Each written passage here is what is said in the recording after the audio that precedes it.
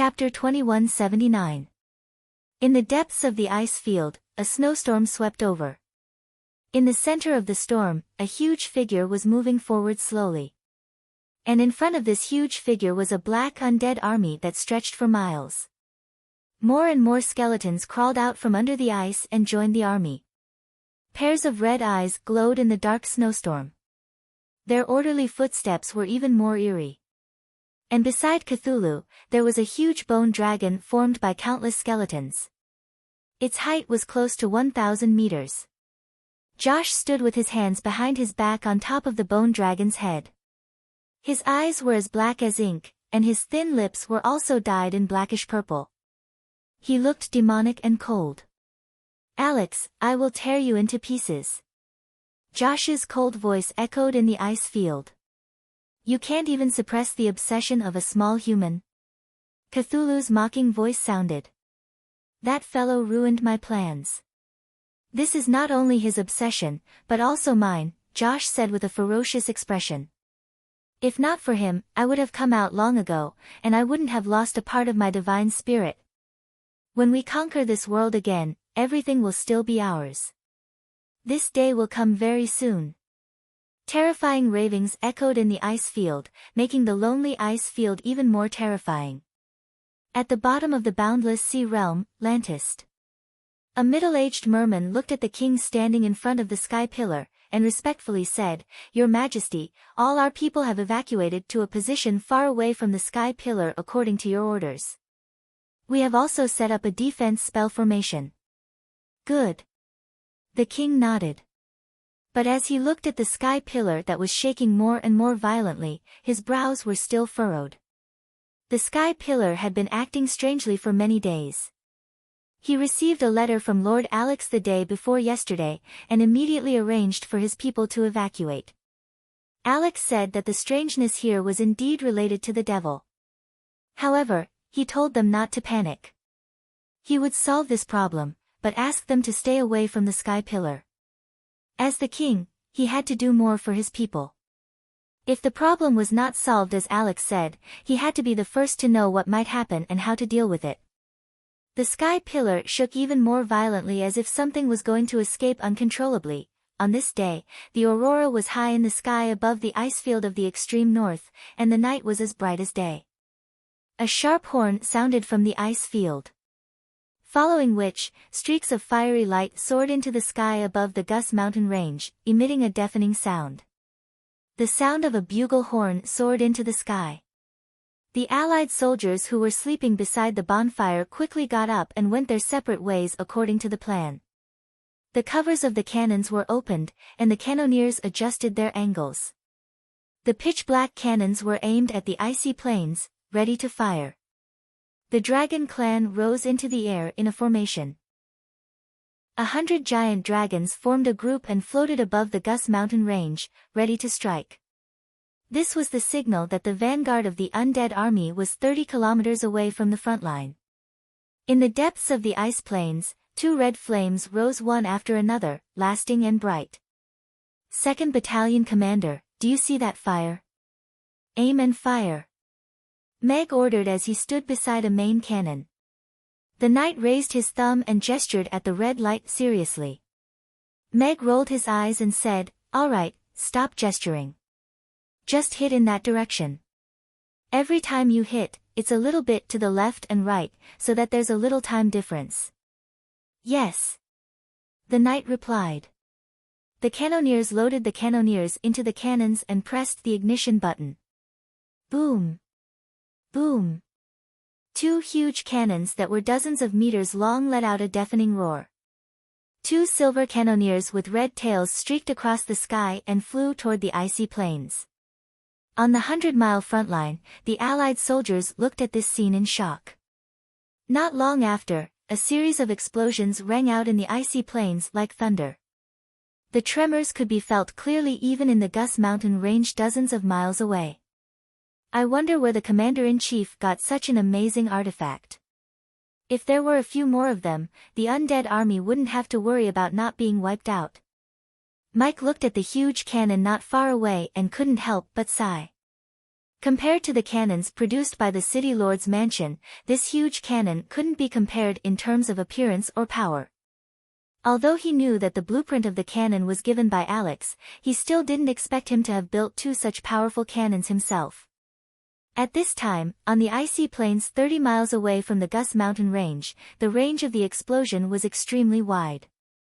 The explosion of the neatly arranged ancient corpses was wiped out. There were thousands of them.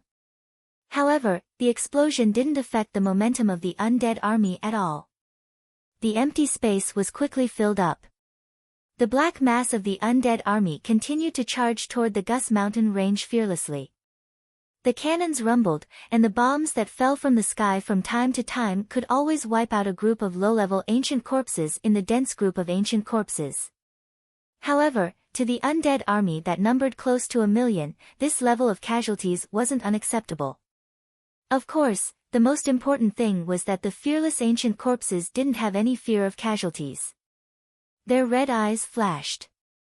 Under Cthulhu's control, they maintained a neat formation and continued to advance toward the Gus mountain range. 1 to 20 groups of giant dragons, follow me. Douglas and Lewis, you two are in charge of confronting Rankster and holding him back.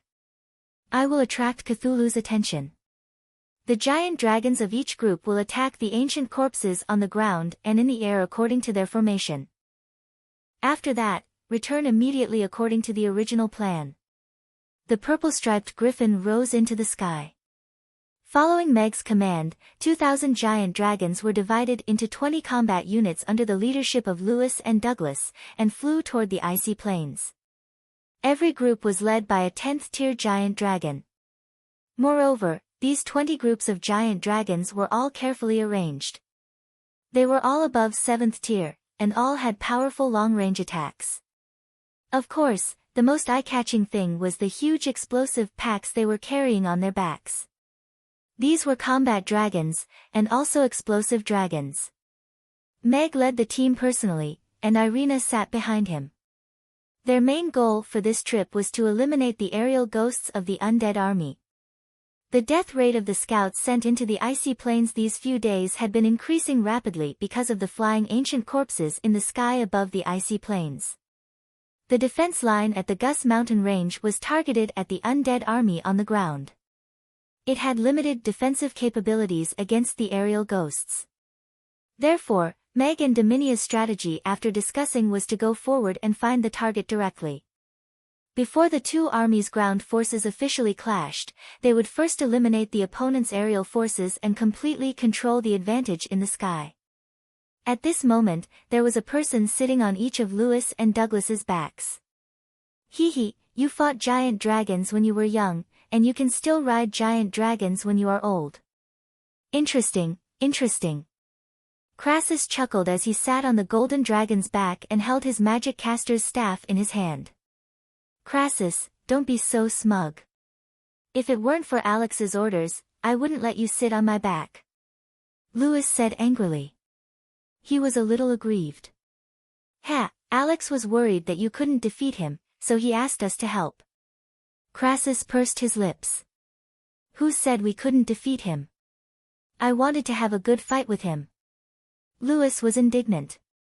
Compared to Lewis and Crassus, who were at loggerheads and looked like they would fight each other first, Douglas and Julian's side was much more harmonious. I heard that Rankster has already reached a higher level. It makes me curious what the ice element above level 10 is like, Douglas said. I have searched for decades, and still found nothing. It does make me curious, Julian said in a hoarse voice. This was also the reason why he agreed to join forces with Douglas. It was difficult for him to enter the ice field, but with Douglas's help, he could directly fight with Rankster. This opportunity was very rare. With the speed of the giant dragons, they arrived at the 30 miles in no time. Not far away, a storm mixed with ice and snow swept over. The black mass of the undead army stretched on the ground. Even if they were flying high in the sky, they still couldn't see the end of it. This made the giant dragons secretly shocked. And those ancient corpses that were easily hundreds of meters tall exuded a terrifyingly powerful aura.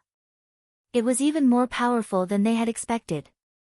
Cthulhu is right in front. Split up and go to the sides. After the attack, fly around to the sides and return. Don't fight. Meg ordered loudly. The formation of the giant dragons immediately split up and flew to the sides. Roar! A sharp roar sounded from the center of the undead army. Countless flying ancient corpses suddenly appeared in the sky and attacked the giant dragons crazily. The giant dragons were prepared. Under the leadership of the 10th tier giant dragons, they cooperated well.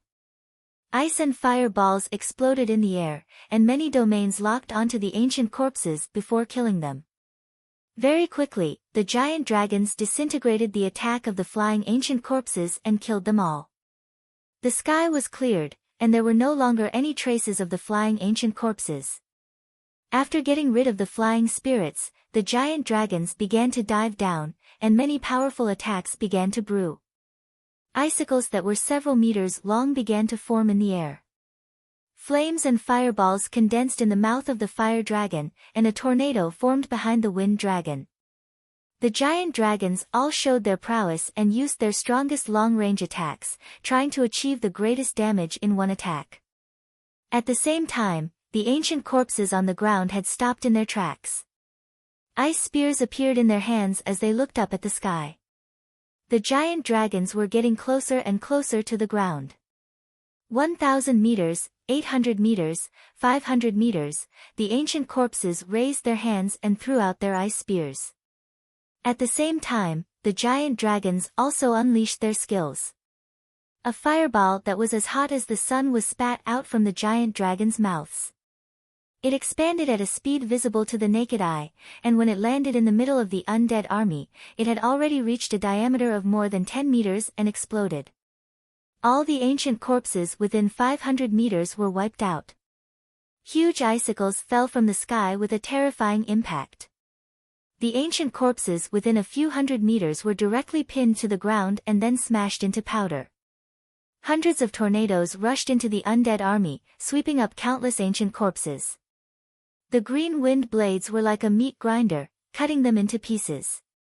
Of course, the most spectacular scene was the 2,000 explosive packs that were thrown into the group of ancient corpses and then exploded. The simultaneous attack of 2,000 high-tier giant dragons and the explosion of the explosive packs caused a large area of the undead army's dense and neat formation to be cleared. At least hundreds of thousands of low-tier ancient corpses were wiped out in this round of attack. However, the sharp ice spears that the ancient corpses threw out were like a rain of arrows that tore through the giant dragon's line of defense. Hundreds of giant dragons were hit by the spears and fell to the ground. Then, they were torn into pieces and eaten by the ancient corpses that swarmed over. The giant dragons rose into the sky again and then quickly pulled apart to the sides. They retreated far away without looking back. Irina raised her magic caster's staff and finished her chant. A beam of holy light tore through the snowstorm. Wherever it passed, the undead army was emptied. Finally, it landed on the 1,000-meter-tall skeletal dragon. Josh, who was standing on the skeletal dragon's head, opened his hand. A ball of dim light lit up from his palm, and the skeletal dragon's surface lit up with a dim light. The dim light and the holy light consumed each other in the confrontation. In the end, the dim light was exhausted. One of the skeletal dragon's wings was melted by the holy light, and the holy light also dissipated. On the other side, Meg looked at Cthulhu that was wriggling rapidly toward them. He also raised his hand and threw out the Tiandu sword. At the same time, he got Az to retreat and increase the distance between them. Right at this moment, a silver figure flew over from the horizon, and pounced toward the purple-striped griffin quickly. Your opponent is here, Rankster.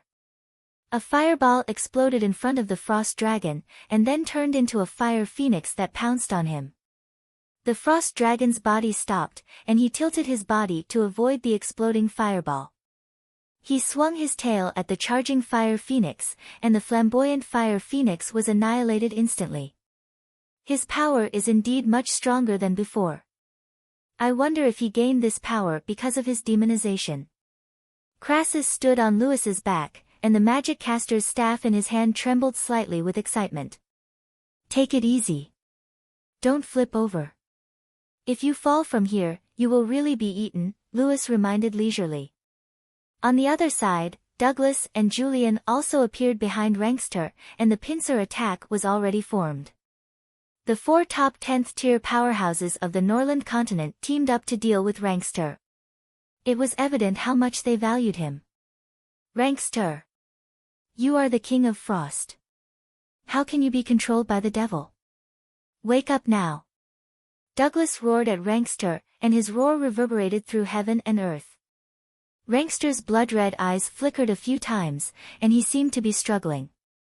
Right at this moment, a sharp, ear-piercing voice came from Cthulhu's body. Rankster's eyes turned red again, and he immediately turned to charge at Douglas. He is already completely controlled. Don't hold back. Attack with all your might. Julian said in a low voice. He raised the magic wand in his hand, and a series of frost circles appeared in the space in front of Rankster.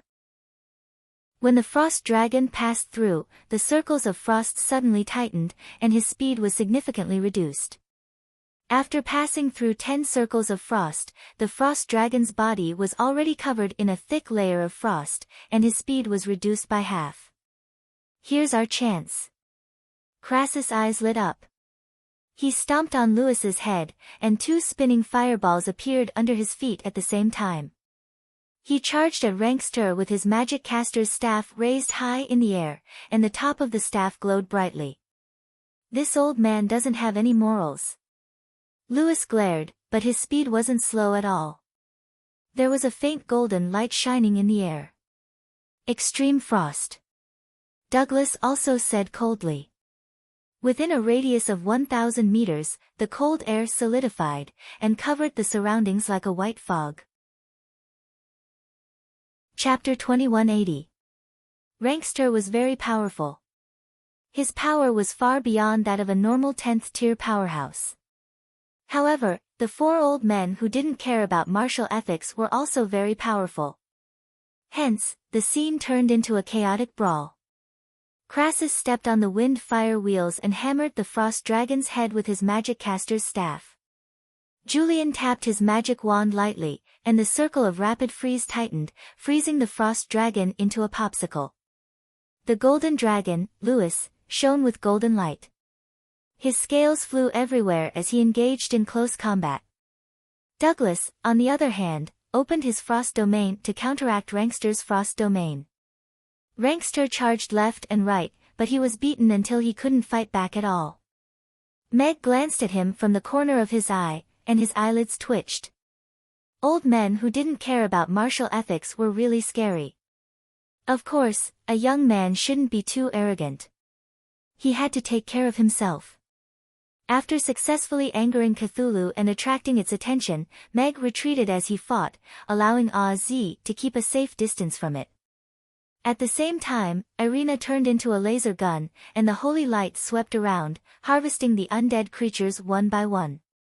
She really wiped them out. Don't fight. Retreat. Meg transmitted to Crassus and the rest. He raised his hand to keep the Tian-Du sword, and told Oz to retreat faster. Let's go. Lewis roared and turned back with Crassus on his back. Although the 4 of them had successfully suppressed Rankster, they weren't confident that they could kill or trap it in a short time. Julian raised his hand to set up an ice wall, and Douglas also carried him to retreat. They had achieved their goal of escorting the undead, and successfully retreating meant that they had completed their mission. Cthulhu's charging body slowly stopped. It looked at the purple-striped griffin disappearing into the sky, and roared indignantly. However, it wasn't in a hurry to chase after it. Rankster circled in the sky, and also gave up on the chase. What a pity. Meg turned to look, and a hint of pity appeared in his eyes. A powerful and cautious opponent was the most troublesome. The purple-striped griffin landed on the Gus Mountain range. The 20 teams of giant dragons had all returned and landed to rest. The giant dragon team achieved great results with minimal losses, killing hundreds of thousands of skeletons. The two main cannons had finished firing and had stopped. However, from time to time, explosions could still be heard in the icy plains. The tremors were especially obvious. Get the artillery battalion to prepare. Wait for the signal. Dragons, rest for a while and prepare for the next round of attack. Orders were passed down one after another. Meg narrowed his eyes and looked in the direction of the ice plains, his expression exceptionally solemn. Even if they were as strong as dragons, they would still be insignificant in such a large-scale war and would be killed all the same. He was unable to ensure that the Allied forces suffered zero casualties, but he still hoped to minimize the losses to the greatest extent. The dragon's aerial attack caused the undead army to slow down slightly, but they quickly regrouped and continued to advance. Moreover, compared to the previous gathering state, the distance between each other had clearly increased. Very quickly, red flames lit up in the icy plains once again, crossing from east to west. Almost everyone on the 100-mile battle line could see the signal light up. This was the signal that the undead army had entered the attack range of the cannons. Fire! Thousands of cannons on Gus Mountain Range opened fire at the same time. The roar shook the entire mountain range. All troops, attack! At the same time, in the sky, the tyrant dragon tribe leader Isaiah roared. 8,000 dragons rushed out, carrying bags of explosives and flying toward the icy plains under the cover of the dense cannons. Very quickly, countless flames lit up in the icy plains. The dense explosions sounded like firecrackers in the icy plains, the tremors on the ground were so real and dense. The improved cannons had a range of 15 kilometers, the vast icy plains fell into a full-scale bombardment. 8,000 dragons flew into the icy plains, dropping the ignited bags of explosives 1,000 meters in the air before quickly returning. Hundreds of thousands of kilograms of explosives were simple, but their power was shocking. 8,000 explosives landed on the ground and exploded, turning countless skeleton soldiers into powder. The furious Cthulhu flapped its wings, causing hundreds of dragons that could not dodge in time to fall from the sky and be devoured by the crazy ancient corpses on the ground. However, most of the dragons were able to return safely, returning to the defensive line behind the Gus Mountain Range to resupply. This round of large-scale bombardment once again took away more than 100,000 undead army. Before the million-strong undead army reached the defensive line at the Gus Mountain Range, they had already lost close to 300,000. This result made the Allied army very excited. Alex is really a genius. He completely overturned the mode of war. Lewis landed and could not help but praise. Douglas and Isaiah nodded in agreement. First, they used the absolute advantage of the combination of the dragons to snipe the enemy's air forces, then used the cannons' long-range coverage as a cover, and used their own air forces to drop the explosives. They killed the most enemies at the lowest price. Before the official battle, they had already depleted 30% of the enemy's combat power. Even they, who had experienced the racial war, had never heard of such a mode of war. The colossal dragon race dominated the sky. However, during the race wars, the various races mostly fought for themselves and relied on their absolute strength to suppress the other races. In today's battle, every dragon was more like a tool of the whole, moving as one. Just like the second round of attack, even the 10th-tier powerhouses, apart from the pilot, only carried the explosives and dropped them when they reached the designated location. Even so, this seemingly simple operation still managed to achieve an extremely beautiful result. More importantly, apart from the unlucky encounter with Cthulhu's hundreds of dragons, the dragons' losses were extremely limited. Dominic, who was sitting in the command room, nodded as he listened to the continuous reports of the battle situation. He admired Alex even more in his heart. He did not expect that after 3 years, Alex, who was away from the army, had a far better understanding of war than he had imagined. It's a pity that the enemy is the undead army. Dominic sighed softly. The undead army controlled by Cthulhu did not know fear and was fearless. If it was a regular army, no matter which race they were from, losing 30% of their combat power before the official battle was undoubtedly a fatal blow to the army's morale. It could even be said that the enemy had already lost before the battle officially started. In the spaceship, Vicky's mouth was agape as she looked at the desolate ice field below in disbelief. The image of the 8,000 giant dragons flying over and tossing down the explosives still lingered in her mind. Shocking. That was a scene that subverted her imagination. There were no advanced bombers or warships, nor were there powerful and exquisite cannonballs. However, that commander had used 8,000 dragons to present a shocking bombing.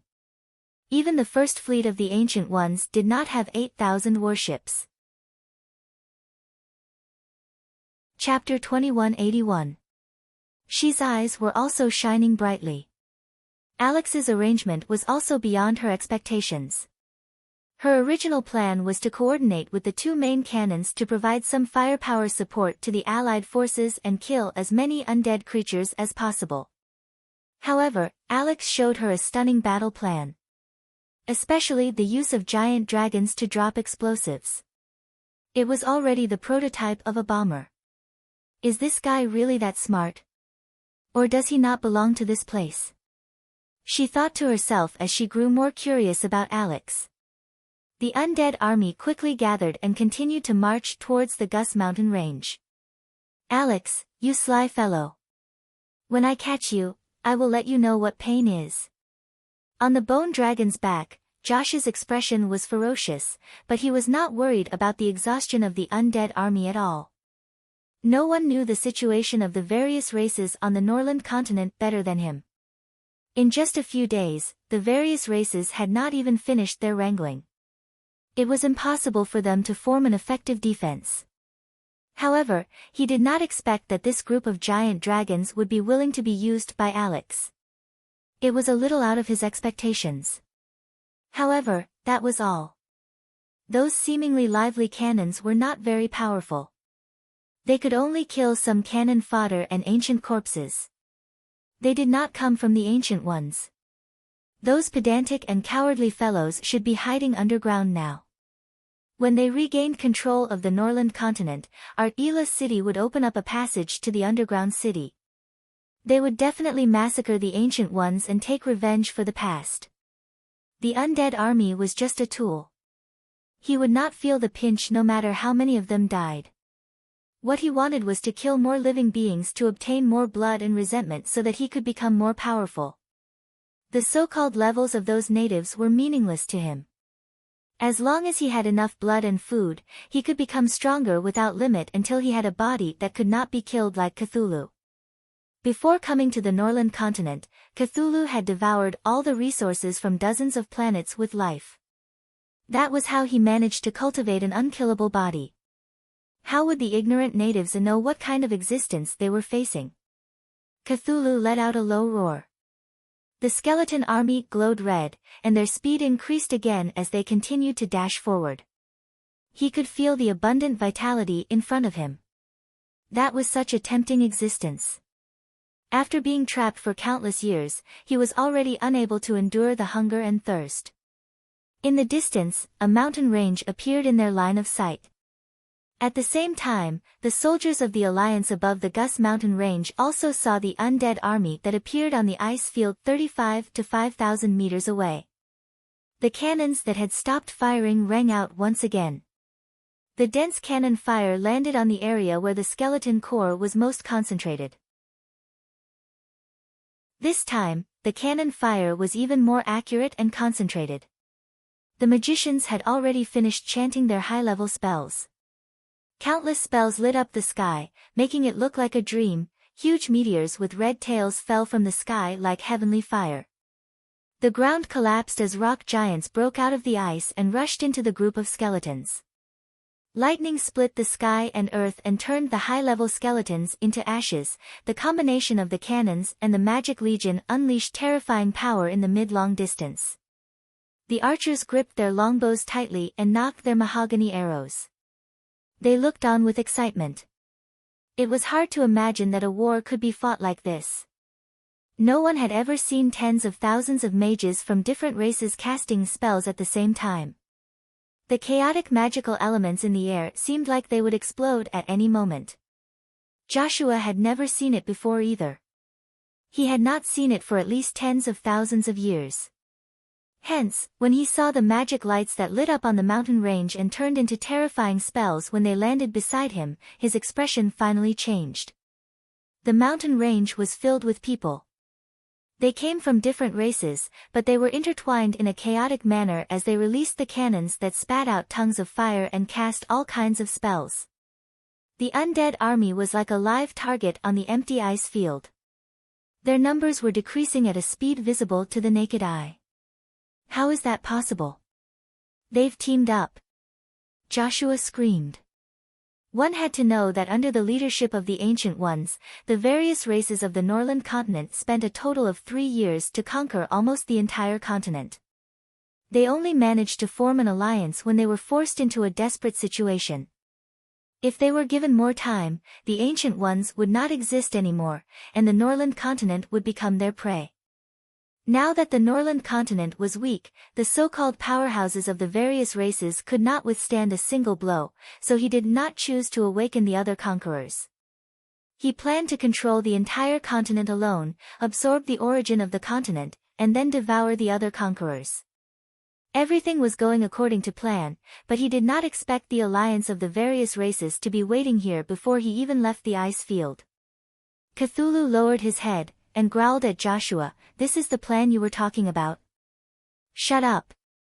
I'm your brain. Do you think you can come up with a better plan?" Josh roared with a cold expression. "It doesn't matter. Schemes are the tricks of the weak. To us, conquering everything depends on absolute power." A cold smile appeared on Joshua's face. "The more people who die, the stronger we will be. It is the same no matter who dies." Cthulhu flapped his wings, and bits of black smoke floated out of the ancient corpses, and disappeared into Cthulhu's body. "The stronger the ant, the more delicious it is. I am already starting to get excited." Cthulhu's body trembled slightly, and he let out a sharp roar. The undead army charged fearlessly towards the Gus mountain range. Magic exploded among the ancient corpses. Some of them died, but it did not affect the undead army's charge at all. Those pairs of blood-red eyes swayed in the ice field. Those ancient corpses that existed in the ancient times were exceptionally ferocious. The distance between both parties was closing rapidly. 2,000 meters. 1,500 meters. 1,000 meters, magic spells were as bright as fireworks. The catapults had already started to release huge packs of explosives, and the strongmen had also started to throw large packs of explosives to the front line. "Archers, get ready. Release the arrows." More than 300,000 soldiers from the Roth Empire were deployed on the 50-mile front line. Everyone had a crossbow, and they used up the 10 mahogany arrows in the quiver in an extremely short period of time. 3 million arrows turned into a black rain of arrows. The mahogany arrows were smeared with red cinnabar, and they fell on the undead army that was charging crazily on the ground. The seemingly weak mahogany arrows landed on the ancient corpses that had not melted for thousands of years. The sturdy skulls were pierced through instantly. The cinnabar was burning, and so were the mahogany arrows. Then, the undead army was set ablaze. 3 million crossbow bolts instantly created a vacuum in the charging undead army. Tens of thousands of ancient corpses turned into ashes, and nothing was left. Only the ancient corpses that were above the 7th tier could continue to charge forward under the rain of arrows. They were alone. The archers from the various races also started to shoot. They were not stingy with the mahogany arrows that they had prepared in their quiver at the ancient corpses that had entered their range. The ancient corpses fell one by one. The magical combination of mahogany and cinnabar gave the ancient corpses, which were originally difficult to deal with, a fatal weakness. Chapter 2182. The vanguard of the undead army had already reached Dagger's defensive line. The fastest ancient corpses were less than 500 meters away from the front line. The spell formation at the front line lit up to obstruct the undead army's advance. The magic casters and sharpshooters started to shoot the ancient corpses that were above the 7th tier. At the same time, thousands of giant dragons rose into the sky again. Under the cover of the rain of arrows, they attacked the undead army again. They even consciously avoided Cthulhu, who had stopped over 10 kilometers away. How is that possible? How can those fellows' arrows be so powerful? Josh stared at the undead army that was falling under the rain of arrows with disbelief. The ancient corpses were still extremely tough even though it was due to the extreme cold of the ice field. The Roth Empire's military's crossbows could not even penetrate the low-tier ancient corpses at a long distance. However, the rain of arrows was killing the undead army at a crazy rate. Even some 7th-tier ancient corpses fell after being shot. The damage was far greater than the cannons. The natives of the Norland continent were killing the undead army in the simplest and most effective way. Since the start of the attack, the undead army of 1,000,000 had been reduced by more than half in a short time. Right now, the undead army was not even able to fight the allied army in a real sense. The ancient corpses were best at close combat, but they were not even effective at all. What kind of weapon is that? She looked at the ancient corpses that fell under the rain of arrows with a shocked expression. The Norland continent's technology level was very low. The cannons were already out of her expectations. However, how could the arrows with limited power cause such great damage to the ancient corpses? She had also conducted rigorous experiments on these ancient corpses before. Compared to living creatures, these ancient corpses that did not feel pain and fear had stronger defensive abilities. Even if their limbs were broken, they could still drag their broken bodies forward. They were very difficult to deal with. Could it be that they have carved a spell formation? She frowned. However, she quickly dismissed the idea. Setting aside the fact that it was extremely difficult to inscribe spell formations onto these tiny ballistae, just the consecutive volleys from before had already amounted to over 10 million ballistae. Even if all of the magic casters on the Norland continent worked themselves to death, they still wouldn't be able to inscribe so many spell formations in such a short time. At the same time, the undead army began to throw out their ice spears. However, the cliff, which was hundreds of meters high, became the natural wall of the Alliance army. Together with the fortifications that were built in advance, although the ice spears caused some damage to the Alliance army, their lethality was limited. However, the undead army's madness was on full display at this moment. They braved the rain of arrows and falling boulders and started climbing the cliff. The 100-meter-deep ravine was filled up by the fallen ancient corpses. However, the glutinous rice that was laid out at the bottom of the cliff indeed displayed its suppressive effect on the low-level ancient corpses. After the ancient corpses that were not afraid of death encountered the glutinous rice, they actually revealed expressions of fear. At the same time, the undead army finally found a breakthrough. The defenses of the 3 canyons were broken, and the undead army swarmed in. It was as if a flood that had been blocked by a dam had suddenly found a spillway. However, this was not a flood channel, but a real meat grinder.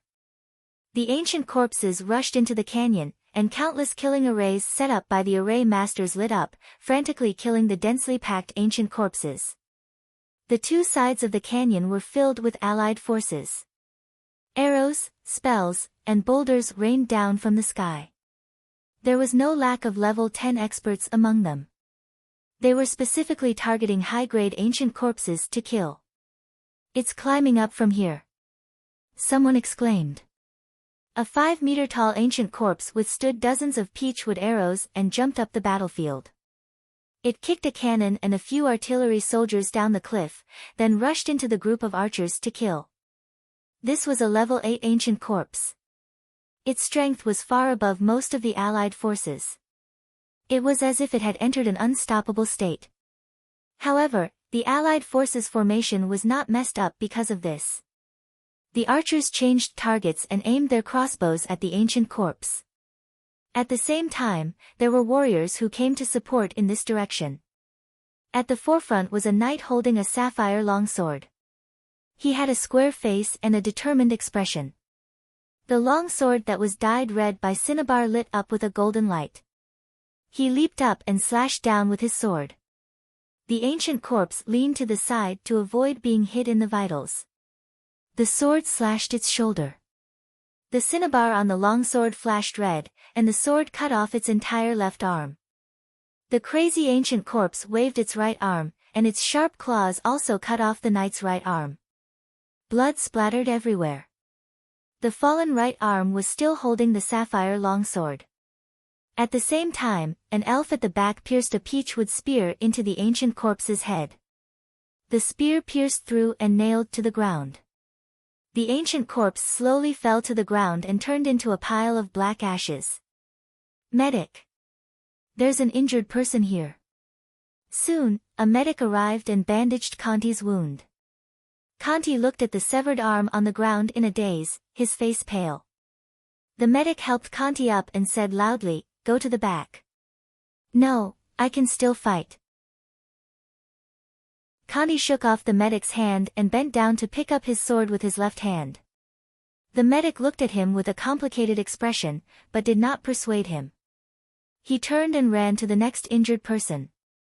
Ancient corpses kept breaking through the line of defense. The battle on the city wall began to heat up. The undead army that rushed into the canyon quickly lost members under the pincer attack of the Allied forces. However, because there were too many of them, there were still some that escaped and rushed toward the entrance of the canyon. "They're here." At the entrance of the canyon, countless Allied forces had been waiting for a long time. Sargeras tore off his clothes, and red lava began to flow on his body. The burning legion followed suit. Flames rose from their bodies, distorting the cold air. The forest trolls had already climbed up the cliff. Their roots dug into the stone wall, locking their bodies firmly onto the cliff. Their vines extended forward, crisscrossing the several 100-meter-wide canyon like a spider web. Dozens of ancient corpses appeared in their sight. They were all powerful ancient corpses that were more than 5 meters tall. Their bodies were covered in wounds, but their auras were still shocking. Behind them, more and more ancient corpses appeared and rushed toward the entrance of the canyon. The most concentrated killing array at the entrance of the canyon lit up. The ancient corpses that rushed into the array were instantly cut into countless pieces. Vines broke out of the ground and immediately bound the ancient corpses' legs. The best archers of the Allied forces were almost all gathered at the two sides of the canyon. Archers of grade 8 and grade 9 equipped with magic runes and mahogany arrows could kill high-grade ancient corpses. However, there were too many ancient corpses. They rushed through the array, broke the vines, and collided with the Allied forces that were guarding the entrance of the canyon. The most tragic battle of the war had just officially begun. They had no way out. They could only wait for their comrades to replace them. The order they received was to defend to the death. Anyone could die, but not a single ancient corpse could leave the canyon. Chapter 2183. No matter how much preparation they had made in advance, the clash between the million-strong army was still more tragic than expected. Meg sat on the griffin's back, and looked at Cthulhu, who was standing between heaven and earth, with a grave expression. The holy light pierced through the canyon, and the entire canyon was emptied. Irina raised her magic caster's staff with a pale face, and softly said, "He's not moving." "What do we do?" "We're not moving either," Meg said calmly. The Allied army's casualties were increasing rapidly, and there were even a few lines of defense that had fallen into an intense battle. However, Meg still didn't make a move. He only had one target, Cthulhu. This war would only truly end when Cthulhu was suppressed. Otherwise, even if the million-strong undead army was completely wiped out, other terrifying threats would appear soon. A loud and clear dragon roar rang out from the horizon, and a frost dragon charged into the group of dragons. It was as if it had entered an uninhabited land, throwing the formation of the dragons into chaos. There were also over 10 dragons that were frozen and fell to the ground. A single breath of frost dragon breath turned several hundred allied army soldiers on the 100-meter battle line into ice sculptures. When the wind blew, the ice sculptures shattered into pieces. It's here. Lewis and Douglas rose into the sky at the same time, carrying Crassus and Julian towards the frost dragon. Lewis and Douglas stepped forward, and all the giant dragons retreated. The group of people started fighting again, and it was especially intense. Father! Elizabeth, who was standing in front of the tent, rushed forward and looked at the frost dragon in the sky that was riddled with injuries. Tears were already rolling down her cheeks uncontrollably. She finally saw the father that she had been missing day and night after so many years. The father who taught her how to fly and how to get up on her own when she fell was still as majestic as ever. However, looking at his bloodshot eyes and his crazy behavior of attacking his tribesmen, he had obviously lost his mind. Elizabeth was devastated. She couldn't believe that her proud father would become the devil's puppet. Meg looked down at Elizabeth, and sighed in his heart. In Alex's memory, Rankster was a worthy opponent. He was strong, confident, and never gave up. Who would have thought that such a prideful person would become a puppet of the devil, unable to control his own body? Now that Crassus, Julian, Lewis, and Douglas had trapped Rankster, he could focus on dealing with Cthulhu. Cthulhu, who had not moved for a long time, finally moved. Its speed was not fast, and it was somewhat erratic, making it impossible to see what it was trying to do. Meg remained calm. This time, it was his turn to remain motionless. Art-Ela should have surfaced by now. We need to clear a path and head south to meet up with them, Cthulhu said in a low voice. For the first time, his voice was filled with urgency. The million-strong army of the undead was like moths to a flame. They were unable to break through the defense line formed by the allied forces of the various races. Seeing their numbers dwindle, they could no longer sit still. Josh's expression also turned ugly with jealousy. It was as if Alex had set up a trap for them to step into. They were now in a dilemma. There were probably no less than 1 million allied forces in the Gus Mountain range, and there were at least 7,000 to 8,000 dragons. The scale of the allied forces was completely out of his expectations. Rankster was already entangled and could not get away. They could only break the stalemate with their own hands. Seems like Alex has become their backbone. We have to kill him to break their morale, Josh said in a low voice. He then frowned, and said, "This fellow is cunning. I'm afraid he has already set up a spell formation and is just waiting for us to take the bait." It's just a spell formation. What's there to be afraid of? They have rebuilt the spell formation outside Chaos City and trapped me again, Josh said with a cold expression. If Alex had not attracted the lightning tribulation, they would have already fused. Who could trap him in this vast world? Building a spell formation on this vast icy plain. Could it be that he knows where we will appear? I think he is just bluffing. He wants to scare us off by standing there so that he can deal with the undead army and join forces to deal with us, Cthulhu said. Josh was deep in thought, but he could not make up his mind. If they did not make a move, the million-strong undead army that they had painstakingly gathered would be exhausted. Even if Art-Ela surfaced and all the blessed tribes came out, they would still be suppressed. He looked at Alex sitting on the griffin's back and Irina behind him, and a sense of viciousness surged in his heart. He coldly said, "Who cares if he is scheming? We can just kill him. We will charge over head-on. The bone dragon will take the lead, and you will follow behind. I want to see where he is hiding his spell formation and when he will release it." The 1,000-meter-tall bone dragon began to sprint towards Alex in the middle. Its huge dragon claws would flatten 10-odd miserable ancient corpses with every step it took. Josh appeared on top of Cthulhu's head. Cthulhu flapped its wings gently, and its body floated 100 meters in the air. Its 3,000-meter-tall body flew towards the Gus mountain range like a mountain, and its spread wings covered the sky. The Allied forces on the Gus mountain range were all shocked when they saw that. Although they had long heard of how terrifying the devil was, they still felt extremely uncomfortable when they saw the indescribable thing that was as terrifying as a mountain.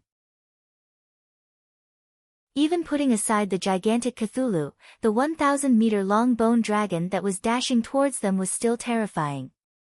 In terms of size, it was even taller than most of the defensive line in the Gus mountain range. If such a huge creature broke through the defensive line, it would immediately create a huge gap. Who could stop it? Everyone's eyes fell on the man sitting on the griffin's back. "Master, when do we activate the spell formation?" Barbara stood behind Jonas and stared at the bone dragon and the flying Cthulhu. She was both excited and nervous. "Wait." Jonas only said one word, and his eyes were fixed on the icy plain. As Cthulhu pounced towards the Gus mountain range, the ferocious skeleton army became even more frenzied. The end of the canyon had become a purgatory. The ancient corpses and the corpses of the Allied forces piled up on the ground were already several meters high. The legs of the forest trolls were still on the cliff, but their bodies were nowhere to be seen. The corpses of the warriors from various races were piled up like a mountain. The medics couldn't even bring the injured out of the battlefield. A crazy ancient lizard corpse stumbled over. It swung its broken tail, and instantly smashed a knight into meat paste. It opened its mouth and bit off the head of a demon. A spear pierced from behind, and nailed it to the cliff. An ancient demon corpse with a body full of arrows charged over. It condensed an ice spear in its hand, and threw it at the crowd. It flew towards Mond, who was holding a large saber and was in a frenzy.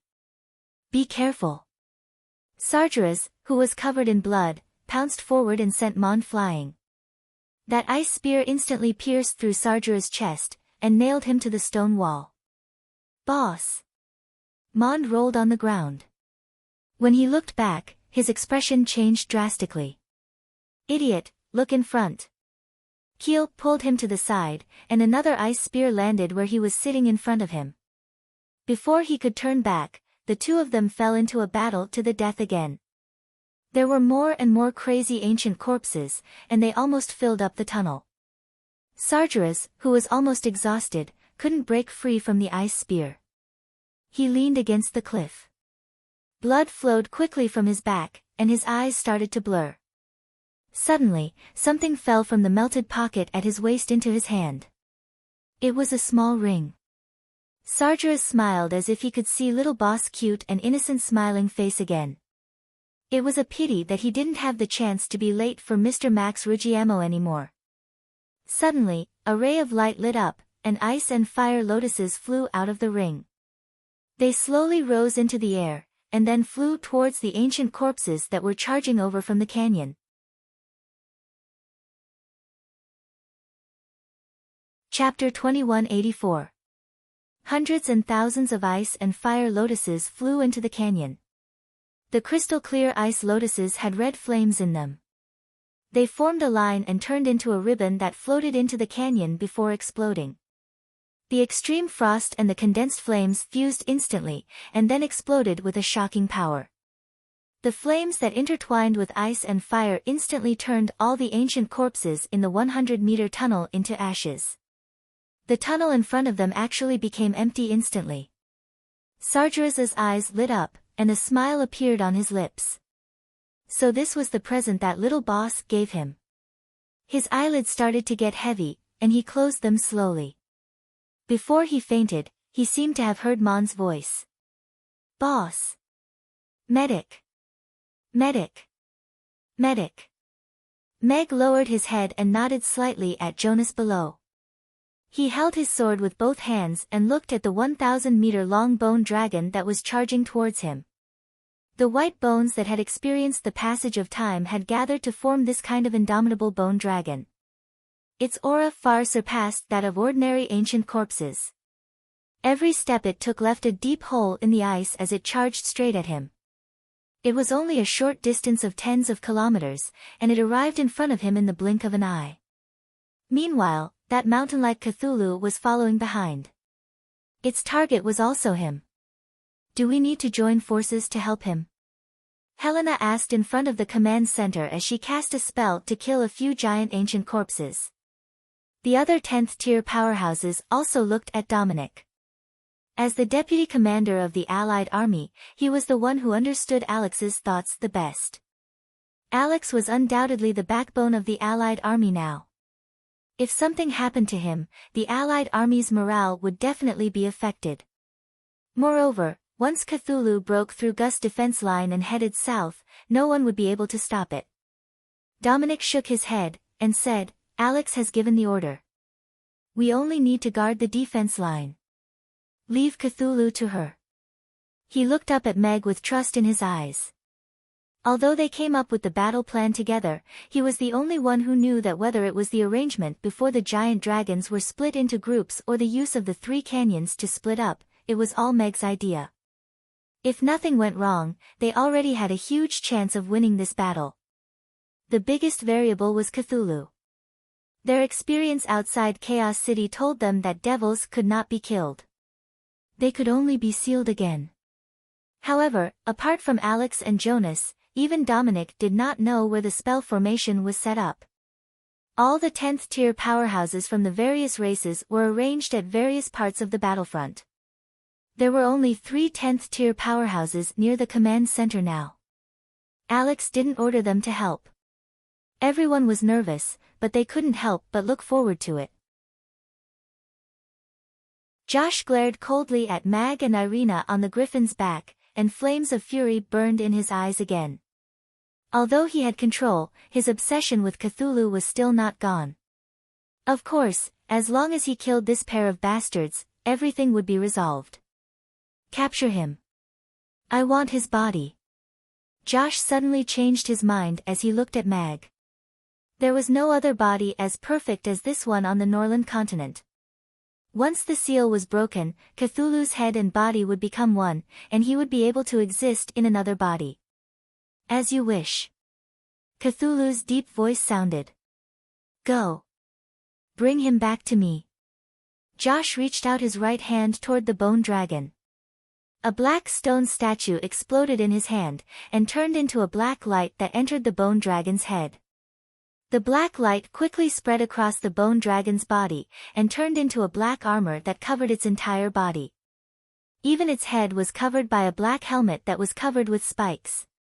The bone dragon's aura increased tremendously, and its speed increased as it charged toward the Gus mountain range. The ground shook violently, and even the archers were affected. The Allied army facing the bone dragon had a drastic change of expression, but no one retreated. The cannons fired at the bone dragon, and tens of thousands of arrows covered it. However, the black armor glowed, and easily neutralized the cannons and arrows. Everyone's attacks could not hurt it at all. Magic armor. I will take care of it. Irina raised her magic caster's staff, and began to chant a spell. No need. Meg took a step forward, and leaped 100 meters high. He held the Tian-Du sword with both hands, and slashed down at the bone dragon's head. Lightning flashed, and the sword's aura spanned hundreds of meters. The long sword fell. The indestructible helmet cracked, and so did the bone dragon's ferocious head. From top to bottom, the bone dragon was sliced in half. The bone dragon, which was formed from countless bones, instantly shattered into bone fragments. Alex, give me your life. A cold voice was heard. The space distorted, and Cthulhu, who was thousands of meters away, appeared in front of Meg. A terrifying shadow shrouded him, and black demon chi surged and surrounded him. Meg's surroundings suddenly became like a swamp. Holy light, cleanse this darkness and filth. At that moment, the shadow of a tree of life appeared behind Irina, and a steady stream of life force was injected into the magic caster's staff. A beam of dazzling holy light tore through the black fog, and illuminated Meg and the ground beneath his feet. Meg looked up at Cthulhu, who was squirming in front of him, and revealed a bright smile. The glacier shattered, and golden light shone brightly. A giant seal formation with a radius of thousands of meters rose from under the ice. The golden seal was like an inverted bowl, and Cthulhu was trapped in the bowl. "You tricked me!" Josh roared in exasperation. Cthulhu was equally shocked. Its huge body slammed forward, but it was bounced back by the golden seal. "Kill him!" Josh looked coldly at Meg, who was as tiny as an ant on the ground. Cthulhu's huge body turned to crush Meg, and the dense black demon chi swept over again. "Bye-bye." Meg chuckled. Golden light flashed under his feet, and a teleportation formation lit up. Before the black demon chi surged over, he disappeared into the seal. Cthulhu missed its target and was blocked by the array formation. The golden light wall stood firm and indestructible. On the other side, Meg had already appeared in front of the command center. "Perfect." Meg looked at Jonas and said with a smile. Jonas gasped for air, and had to support himself against the wall to prevent himself from falling to the ground. He looked at Meg with admiration. Although Meg using himself as bait was all part of their plan, they were facing Cthulhu. If there was a slight accident during the execution, the outcome would be predictable. Meg's terrifying execution, and his tacit cooperation with Irina, shocked him even more. After slaying the bone dragon with one sword, it smoothly landed in the center of the preset teleportation formation. Irina used the holy light technique to tear apart the black demon chi and eliminate any possible interference from Cthulhu on the teleportation formation.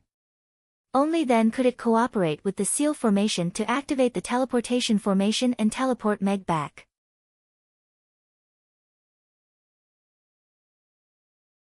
Chapter 2185. In front of the command center, Dominic, Helena, and the others watched this scene with their mouths agape. They were ready to make a move when they saw that Alex was on the verge of death. However, they did not expect the situation to suddenly turn around. The seal formation lit up 100 meters below the glacier and trapped Cthulhu. Alex even teleported back to the command center and scathed through the teleportation portal. Everyone only came back to their senses when they saw Cthulhu crazily hitting the seal. It turned out that this war had been part of Alex's plan all along. Everyone looked at Alex with admiration and deep reverence. The younger generation would surpass them in time. Even Cthulhu, who had existed for countless years, fell into his trap. The Alliance army on the Gus Mountain range also came back to their senses and realized what had happened. Cheers erupted from the 100-mile battle line. Their morale soared as they frantically suppressed the leaderless ancient corpses. "He caught it just like that." In the battleship, she stopped pressing the launch button of the electromagnetic cannon and looked at Cthulhu, who was trapped in the seal. She could not hide the shock on her face. Before this war began, she knew very well that Meg's target was Cthulhu. It could be said that the battle between him and Cthulhu would directly determine the outcome of this war. However, she did not expect Meg to use such a clever method to trick Cthulhu into the formation and let himself escape unscathed. "This guy seems a little stupid." "It was sealed just like that." Vicky widened her eyes in disbelief.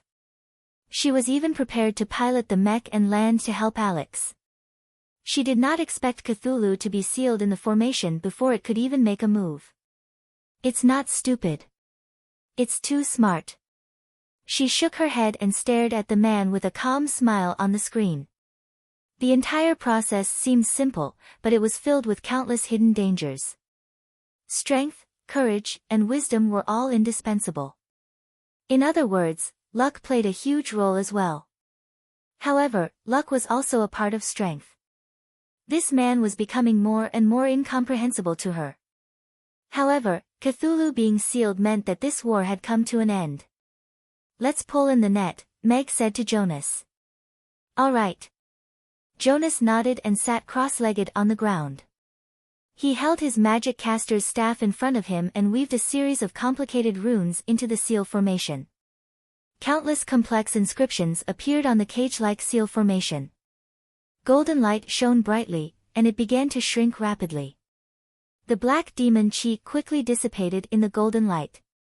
Under the suppression of the formation, Cthulhu's gigantic body that was thousands of meters tall rapidly shrank until it was less than 100 meters tall. The shrinking ceiling formation became even more solid. Like a golden bell, it locked onto Cthulhu's body and immobilized him. Joshua's body had already exploded during the compression of the formation. A wisp of black gas flew out of his body and entered Cthulhu's body. Furthermore, there was an endless stream of golden runes that landed on Cthulhu's body, rapidly diluting its magic power until it finally disappeared. At this moment, the red light in the eyes of the crazy undead army disappeared. Like a collective crash, the ancient corpses that were still charging forward and biting suddenly fell to the ground. Then, they quickly blackened and decomposed, turning into black powder that drifted away with the wind. The battlefield suddenly quieted down. It took a while for the Allied soldiers to regain their senses. Then, their cheers resounded throughout the Gus Mountain range. We won. We held on. They hugged their comrades who had fought side by side, laughing and crying. Elves and demons hugged each other, orcs and knights hugged each other and cried. At this moment, they had already transcended the barriers and hatred between the races. Facing the million-strong undead army, those who had not experienced it would find it hard to imagine what kind of fear they had overcome to hand their lives over to the other party and fight side by side here. We won. We won. Keel, whose face was covered in blood, could not care less about the bone-deep wound on his leg. He staggered as he turned around and shouted in the crowd, "Boss! Boss, we won!"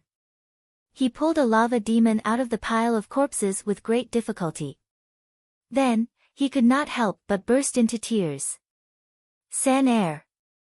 San Air, we won! At the end of the Three Canyons was the most tragic battlefield. After cheering, they began to search for their friends and loved ones among the piles of corpses.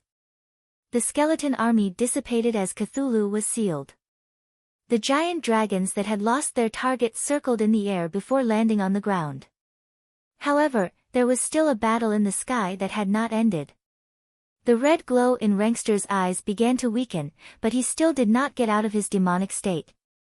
Julian lowered his head to look at Cthulhu, who was sealed on the ground, and said in a hoarse voice, "Cthulhu has been sealed. We can hold back and capture him. Let's see if there's any other way." "That's reasonable." Crassus nodded. He retracted his magic caster's staff, and it landed on Lewis's body again. Lewis and Douglas also held back their attacks. However, at this moment, Rankster suddenly attacked crazily. He broke free from the Four's encirclement and tried to leave. "Rankster! Cthulhu has been sealed. Where do you want to go?" A purple figure appeared in front of Rankster. A long sword was in the air, blocking his path. The loud roar was even more deafening. With his path blocked, Rankster was attacked from three sides. He let out an angry roar and tried to break free. However, he could not break free, and a few more injuries appeared on his body. "Father!" Elizabeth looked at this scene, and ignored her injuries. She transformed into a frost dragon and flew into the sky shakily. Meg frowned as he looked at Rankster. Although the red in his eyes had faded a lot, he was still in a crazed state. He thought that after Cthulhu was sealed, he would regain his clarity of mind. It seemed like his condition was more serious than expected. "Seems like we have to seal him first," Meg said in a low voice. Rankster was too crazy in this state. If he escaped, it would be difficult to catch him again. Rankster seemed to feel the threat too. He attacked crazily, trying to break free from the encirclement. "Father! Father!" At this moment, a sorrowful voice sounded. Elizabeth flew to the outside, and looked at Rankster sadly. "Father, I am Elizabeth. I am your daughter. Wake up! Wake up!" Rankster's body suddenly froze. He turned around to look at Elizabeth. "Why? Lee. Shaw. Bye. A low voice came out of his mouth. His red eyes also became clearer. Then, he suddenly let out a sharp roar, and his huge body fell straight to the ground. This? Everyone was a little taken aback when they saw this scene. Only Elizabeth followed and flew down. She tried to use her injured wings to hold Rankster back, but she was pressed heavily to the ground.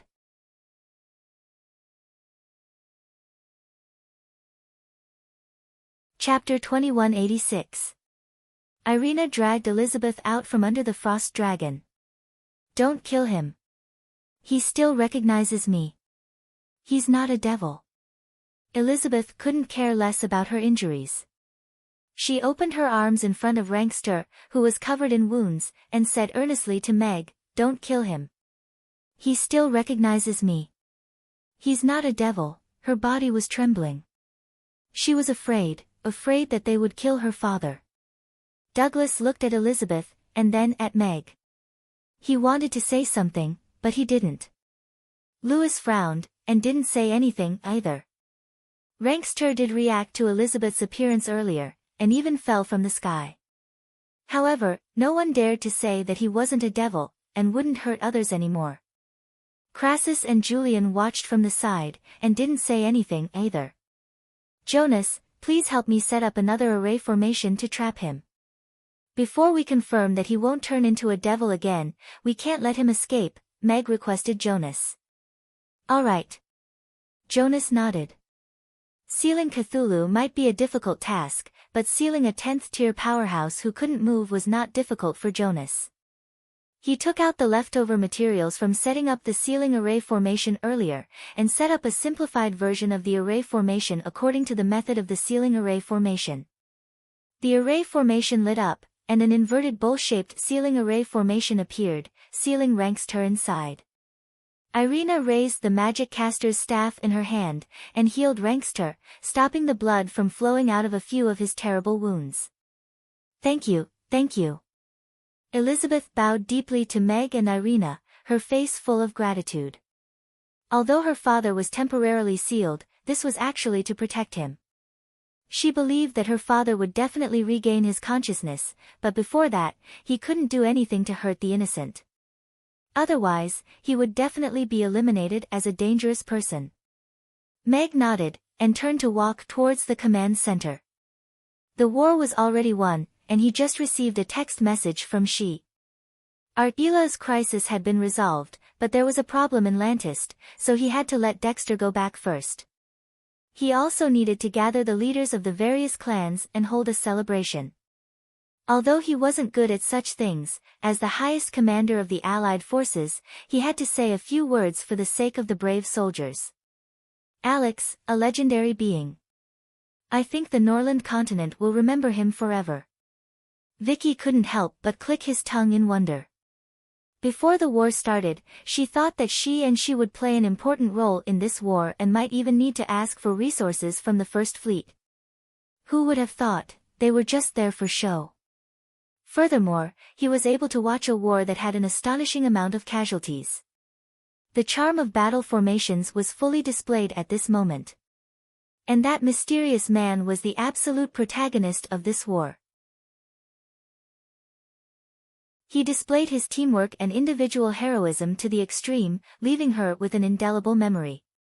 I've decided. He will be the lead in the next opera. Vicky clenched her fists and said seriously. The war has ended, but there's a problem in Lantist. I have to make a trip there now, she said as she steered the battleship to head south. The family of stars escaped. Vicky looked a little nervous. If that was the case, it would be terrible. No, Artila City has disappeared forever. She shook her head with a calm expression. However, Lantist has sunk. Ah. That seems terrible too. Vicky stared. Lantist sinking meant two things. Lantist had sunk, and the sky of the underground city had collapsed. To be precise, there should be a hole above the underground city. A passageway connecting the underground city and the Norland continent had been opened up, and it could be an extremely huge hole. In the underground city, not everyone knew about the existence of the Norland continent. This secret only existed in a certain class. Vicky didn't dare to imagine what kind of impact it would have if the passageway between the two worlds was opened up. But, if that's the case, wouldn't it be much easier to come to the Norland continent in the future? We don't have to take the risk of passing through the spatial rift like before. Vicky thought of another aspect of the impact. If that was the case, it didn't seem as bad as she thought. Your Majesty, Lantist is still falling. The suction force is too strong, and we can't break free from the whirlpool. Lantist was currently in a state of fear. They first felt the violent tremors from the bottom of the sea, and then witnessed the collapse of the sky pillar that had existed for countless years.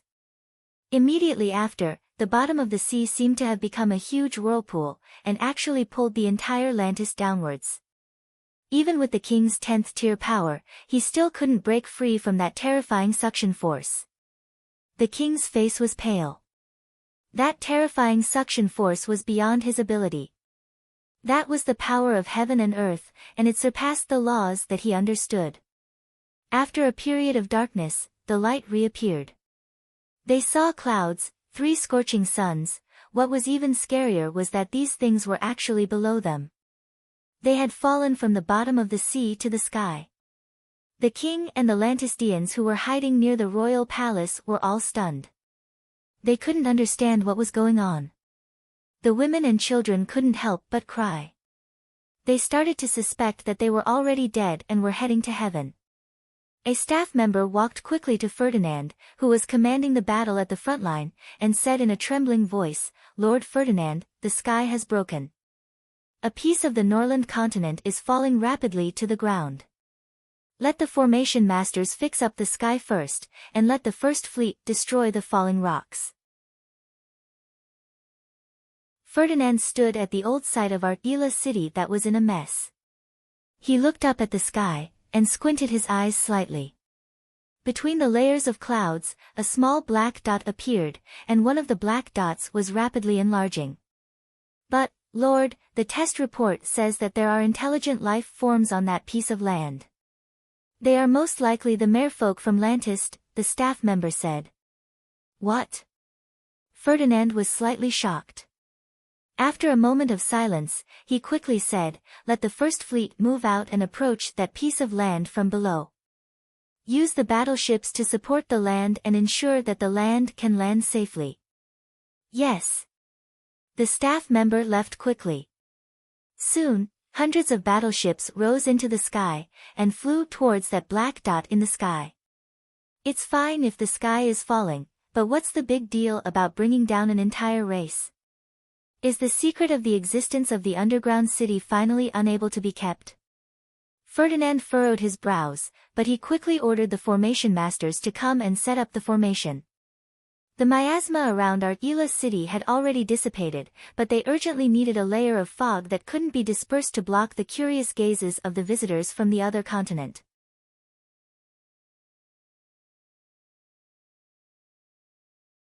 Chapter 2187. Master, he's already turned into dregs. What do we do now? We can't put him back together, Connie said with pursed lips as he walked beside the sealed Cthulhu and looked at the minced meat on the ground. Rex was silent for a while before he said, "Forget it. Everyone has seen it anyway, so it's considered revenge." "That's true, but letting him die so easily is letting him off too easily." Connie was indignant. One had to know that hundreds of thousands of orcs had died because of this fellow, and he was gone so easily. It was an insult to them. But the war is over, and everything can be peaceful again. We even have 100 years of peace. That doesn't seem too bad.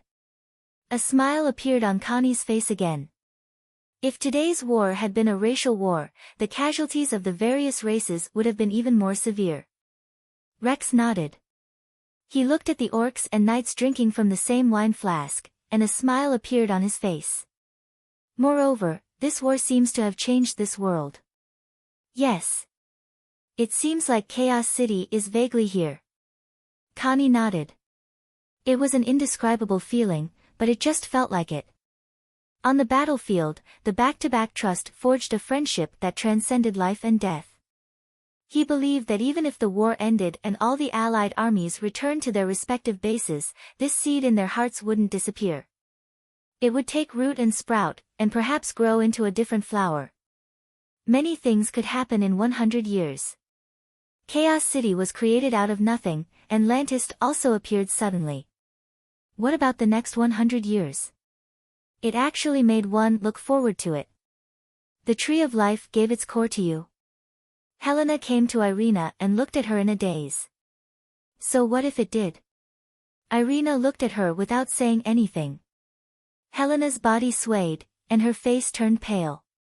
She turned and left. Irina looked at Helena's back view with a frown. She was a little confused, but she also felt a little empty in her heart. The joy of winning the war spread across the Gus mountain range. Even the munition factories at the back were cheering. Our luck is pretty good. We craftsmen don't need to go to the front line. Mabai picked up the wine jug and took a few gulps before throwing it to Lulu with a smile. Lulu picked up the flagon and drank a few mouthfuls of wine with a silly smile. She looked tenderly at the white fox, which was hiding in his arms and poking out its little head. She thought that Cece would like this little fellow. Boss. Boss. Are you all right? Mond asked nervously as he looked at Douglas, who opened his eyes in a daze. Cough, cough. Douglas coughed twice, which aggravated his wound. He couldn't help but frown. However, when he opened his eyes and saw Mond, Keel, and the others surrounding him, he still said angrily, "Why are you surrounding me? Are you deserters?" "No, boss. The war is over. We won." Keel hurriedly shook his head. He won. Sargeras was a little confused. Before he passed out, he saw countless ancient corpses rushing over. It didn't look like it was over. Yes. I heard that Alex suppressed and sealed that demon, and then all those ancient corpses turned into ashes. We won, Keel said with a nod. That's great. Sargeras clenched his fist excitedly, which aggravated the wound on his chest. He grimaced in pain again. Boss, you'd better lie down. An elf healed you just now. She said you need to rest for a while to recover, Mon said naively. You little fellow. Sargeras reached out and patted him on the head with a smile. It's so good to be alive. When I go back, I can eat Mr. Max Ruggiemo again. In the meeting hall of the command center. All the representatives and powerhouses were gathered together. Everyone looked at Meg with admiration in their eyes.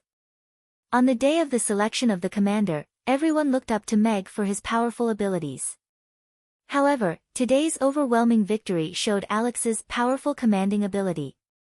The final casualty count hadn't been sent up yet, but it should be below 30,000. One had to know that they were facing an undead army of 1,000,000 fearless soldiers, but they won this war with such minimal casualties. Not a single ancient corpse was able to break through the defense line.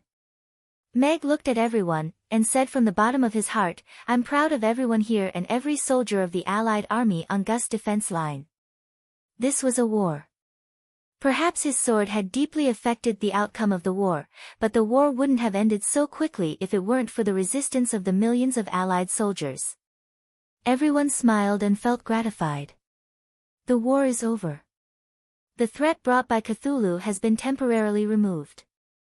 Meg looked at everyone, and solemnly said, but we don't know how many powerful demons like Cthulhu are still sealed on the Norland continent. We also don't know when they will come out to harm the human world. I hope that this 100 years of peace will be a new beginning. I also hope that everyone can make this precious peace last longer. I hope that all of you will remember who fought alongside you here today to seal the terrifying enemy. Next time, we can still stand side by side like this, facing our common enemy with the tip of our blade and the tip of our sword. The hall was silent for a while, and then there was a round of applause. Michael looked at Meg and nodded with a smile. If he wasn't already married, I would really want to marry my daughter to him. Can you bear to? Roland asked with a smile. Michael thought for a while, and shook his head. I really can't bear to. My daughter is still young. There's no hurry. Roland smiled. He was disdainful of his old partner who spoiled his child. Dominic looked at Meg with mixed feelings. He could tell that Alex was extraordinary back then, so he groomed him as the successor of the Empire's Marshal. What a pity, what happened later made him stand on the opposite side of the Empire. The intelligence that he displayed today was already above his. And his foresight was far beyond his. He really did what a commander of the Allied army should do. Even he couldn't help but think about what it would be like if all the races could coexist peacefully, or even integrate with each other. Chaos City seemed to have used 100 years to prove that it wasn't impossible. However, such a change would definitely cause a huge rift within each race, and power would become the biggest obstacle. Dominic didn't have much hope for that. Whether it was the current king or Sean who might become king in the future, they were not people who could give up power. Not everyone could give up power. Most people couldn't be as carefree as Alex.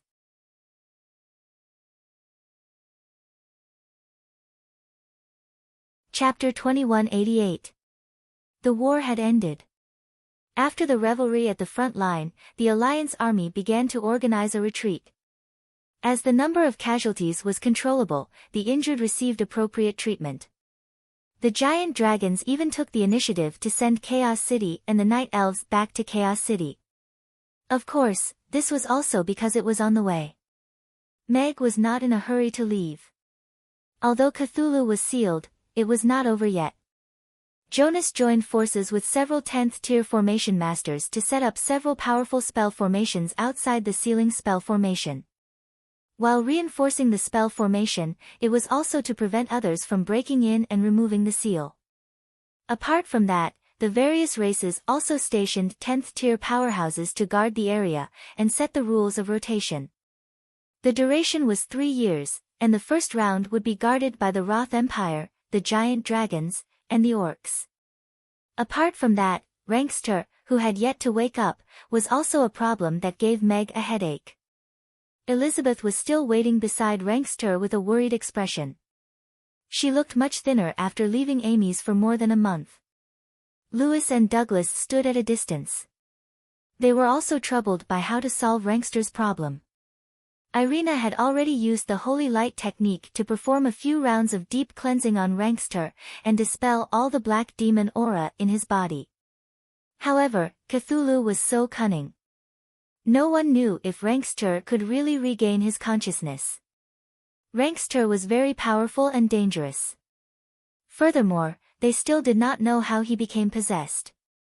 These were all things that needed to be traced back. After Irina treated Rankster's injuries again, Rankster, who had been unconscious for a few hours, finally woke up. His eyelids moved, and he opened his eyes. It was a pair of clear, golden eyes. He was stunned when he saw the snowy scene. He tried to stand up, but he was trapped by the seal, and could not move. "Father!" Elizabeth could not hide her excitement as she called out to Rankster. Rankster looked up at Elizabeth. After a moment of silence, he said, "Elizabeth?" "Yes, Father." "It's me." "Elizabeth." Elizabeth quickly nodded.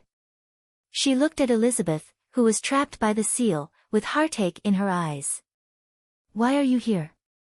"That devil." Rankster seemed to have suddenly thought of something, and his expression suddenly became tense. Golden light shone from his body as he tried to break free from the seal. "The demon has been resealed." "Father, you don't have to worry. We're safe now," Elizabeth quickly said. "There seems to be no problem," Irina whispered to Meg. "I still need to observe a little more." Meg was noncommittal.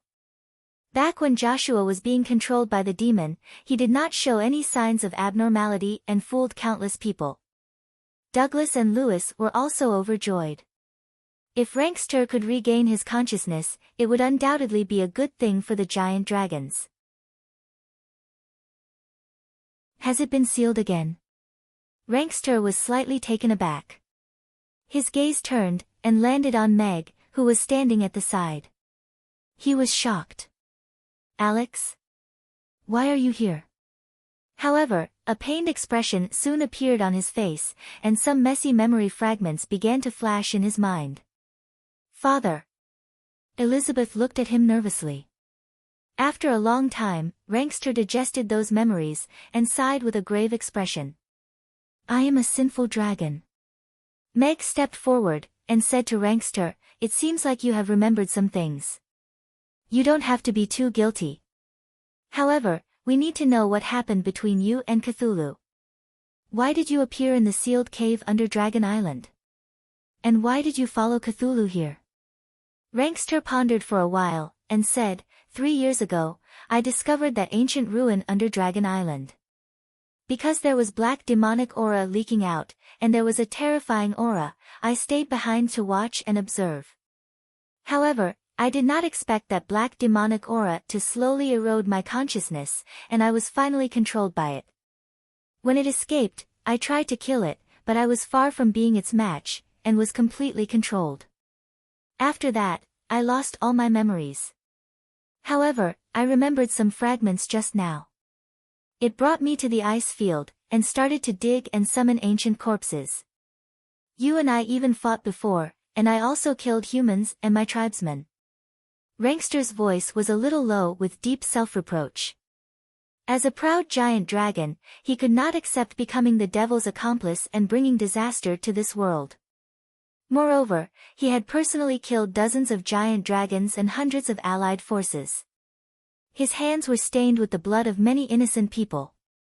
Meg nodded slightly. It was not much different from what he had expected. Before this, almost no one knew what kind of existence the Great Old Ones were. Rankster was controlled by Cthulhu when he was unprepared. After he failed to resist, he became a puppet. However, with the will of a powerhouse, he at least managed to preserve his own consciousness. For someone with a weak will like Josh, his soul was quickly devoured, and he became a tool. How is your body condition now? Can Cthulhu still exert any influence on you? Does his aura still remain in your body? Meg asked. This was very important. Elizabeth also looked at Rankster nervously. Douglas and Lewis looked at each other. This concerned whether Rankster could regain his freedom. Rankster closed his eyes, and his body glowed with a faint silver light. Not long after, wisps of black gas were forced out from between his scales. They dissipated after coming into contact with the sealing array formation. Rankster opened his eyes, and calmly said, the demonic aura that I can sense has been expelled from my body. It should be because Cthulhu has been sealed. I am no longer affected by it now. Meg nodded slightly. He looked at Lewis and Douglas. These two were respected seniors of the dragon race, and they were considered to be people who had a good relationship with Rankster. Douglas stepped forward and looked at Rankster. Then, he looked at Meg, and said, Alex, Rankster was controlled by the devil previously, and that was why he did all kinds of killing. Now that he has regained his consciousness, we dragons hope to let him return. Lewis also nodded, and said, we can't blame him for this. We all know how powerful Cthulhu is. It is already very difficult for him to retain his consciousness. If he continued to kill each other, he would only fall into Cthulhu's trap. That's good too. This was not Rankster's fault. Now that he has broken free from Cthulhu's control, it is naturally the best that he can start his life again. Meg nodded. Even if it was for Elizabeth and Yabamiya, he would not make things difficult for Rankster. Moreover, just as the two of them said, Cthulhu was an existence beyond the knowledge of this world. Being controlled by him was not something that anyone could change with their will. End of chapter.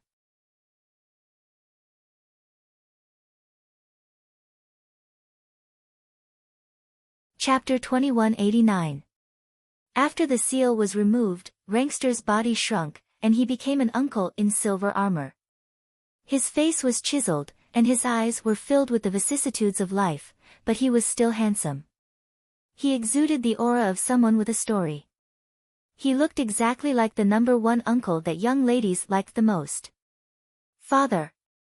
Elizabeth jumped into Rankster's arms, but she still couldn't hold back her tears. The last time she hugged her father like this was many years ago. She had almost forgotten this feeling. She was already very satisfied to be able to hug her father like this after going through all kinds of despair. Elizabeth, I'm sorry. Rankster patted Elizabeth's back gently with tears in his eyes as he spoke in an apologetic voice. The father-daughter relationship didn't last for long. Rankster cupped his hands at Meg, and said, "Thank you for saving me." Meg nodded slightly, and said, "What are your plans after this?" Rankster's power had already surpassed 10th tier. Although he was still a long way from becoming a god, it wasn't completely hopeless. "I will go to a place where there is no one, and use my life to repent for my sins," Rankster said calmly. "Father." Elizabeth's expression changed slightly. She had just found Lantist. Was he going to leave again? Lewis and Douglas were also frowning, but they could understand Lantist's feelings now. After thinking for a while, they still chose to remain silent. "There's no need for that. What happened today wasn't caused by your own will. Moreover, your original intention was to investigate the situation and solve the problem." Meg shook his head, and said, "Furthermore, if there's another chance, the devil will break free. The Norland continent needs powerhouses to protect it. If you live in seclusion now, aren't you trying to escape? You have to know that there's more than one devil sealed on the Norland continent." Meg's voice was deafening as he looked at Rankster with a sharp gaze. Rankster was slightly taken aback. He met Meg's gaze, and was silent for a long time before he said, "If there's another devil, I will be the first to charge even if I have to pay with my life. It's just that I became a devil and slaughtered the innocent. I'm ashamed to face them." Rankster lowered his head with a vexed expression. The soldiers of the Allied army died on the front lines to protect the Norland continent. They deserve respect and remembrance. However, this was all caused by the demons. They fought for their homeland and their loved ones, so they had a clear conscience. As for you, the one you should be ashamed of is your daughter. Because of you, they have suffered so much. Because of you, they even entered the ice plains alone to find you. They were surrounded by the ancient corpses and almost died. Yet, you turned a blind eye to it. Now, you want to run away from the problem like a coward and disappear again. In terms of strength, I respect you as a formidable opponent. But you really don't deserve to be a father. Meg looked at Rankster with disdain and mockery. When he found out that Yabamiya and Elizabeth were sisters and were both Rankster's daughters, he equated Rankster with a scumbag. As the daughter of the clan leader, Elizabeth was ostracized in every possible way within the clan. She even almost died in an unfair battle in the arena. Yabamiya had struggled to survive with her mother since she was young and had almost starved to death in front of Amy's. Meanwhile, their father, the chief of the Frost Dragons and a 10th tier powerhouse on par with Alex, knew nothing about this. This was a terrible father and a terrible husband. Meg was a newbie stay-at-home dad, but he still despised this from the bottom of his heart. Rankster's body swayed as if he had been struck by lightning. He looked at Elizabeth, and his lips moved. However, his throat was dry, and he couldn't speak. Elizabeth's eyes reddened again after hearing Meg's words. She bit her lip, and said, "Father, I have found my sister. She has never seen you before. Can you really bear not to see her?" "Sister?" Rankster looked at Elizabeth, and his eyes suddenly widened. He took a step forward and grabbed her shoulder. "You mean Yabamiya? Yabamiya?" This made Lewis, who was still wondering why Rankster had a child, widen his eyes. However, he quickly understood. That made sense. Rankster was half golden dragon. If Yabamiya was his daughter, then it made sense that any half-dragon would have such powerful talent. Yes. I found her and gave her the dragon origin so that she could become a real dragon. Elizabeth nodded. Is she doing well? Rankster was excited, but he couldn't help but worry. Her mother has passed away many years ago. Elizabeth paused. She is doing well now. She is working as a waitress in a restaurant. She is very happy. A waitress in a restaurant. Who is the boss? Rankster was exuding a violent aura. Rankster's daughter was forced to work as a waitress in a restaurant. This was an intolerable humiliation to a giant dragon. It's me. Meg thought as his eyelids twitched. He didn't oppress his employees. He even gave them a very good salary, good accommodation, and 3 meals. Furthermore, he was the one who picked Mia up with his own abilities. As her father, you're the one who's amazing. Why are you acting like a doting demon now? Father, it's not what you think. That boss is a good person. He took Mia in and helped her out of her predicament. Moreover, she is very happy working there. She wasn't forced, Elizabeth hurriedly explained. Meg's lips curled up slightly. If Rankster knew that Elizabeth had also worked as a waitress at Mamie's for a period of time, he would probably faint from anger.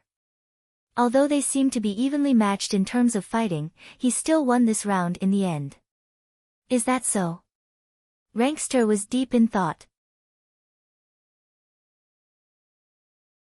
However, after hearing Elizabeth's description, his daughter Mia had probably gone through a very difficult period of time. He felt even more guilty. When he thought about how that gentle and lovely woman had already passed away, he felt even more depressed. He had let her down too much. If she hadn't met him, she would have been able to live a better life. Where is she? I want to see her. Rankster clenched his fists, and said with a guilty expression, I owe you and your sister too much. I am a jerk as a father. I am not qualified at all. I hope I can make it up to you in the future. No, father. I am already very satisfied to be able to see you again. Gloria threw herself into Rankster's arms and sobbed softly. This girl, who was always cold, finally cried like a child at this moment. Rankster, who was a tough man, also couldn't stop his tears from flowing. Then, let's meet again if fate allows. Meg waved his hand and turned to leave. There was no need for fate. He knew that they would meet again very soon. End of chapter.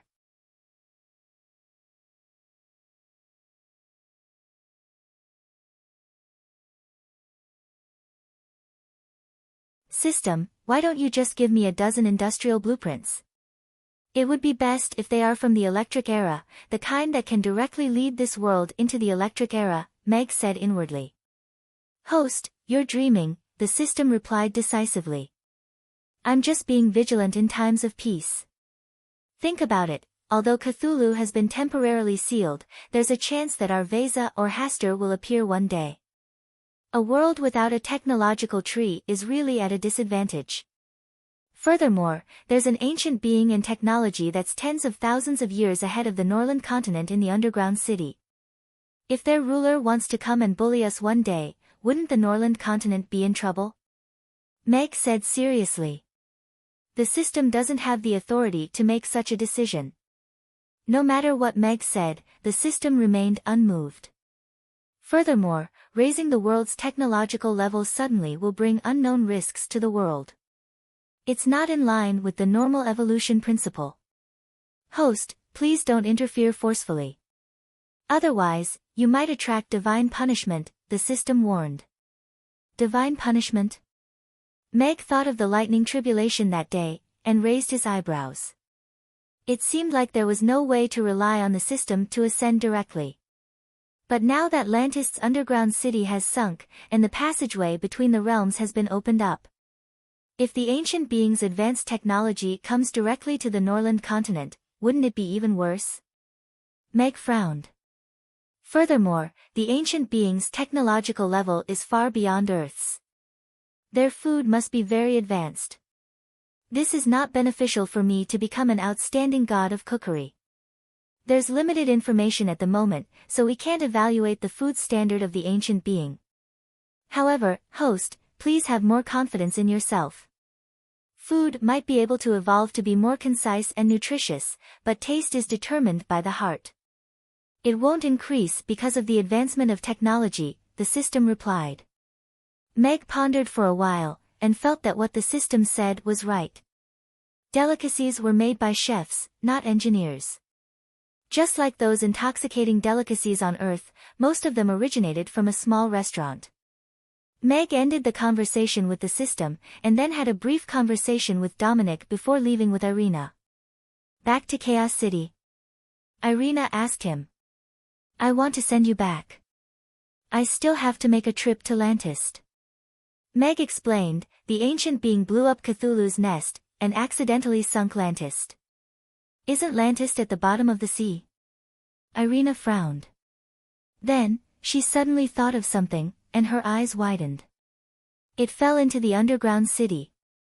Meg directly voiced out Irina's guess.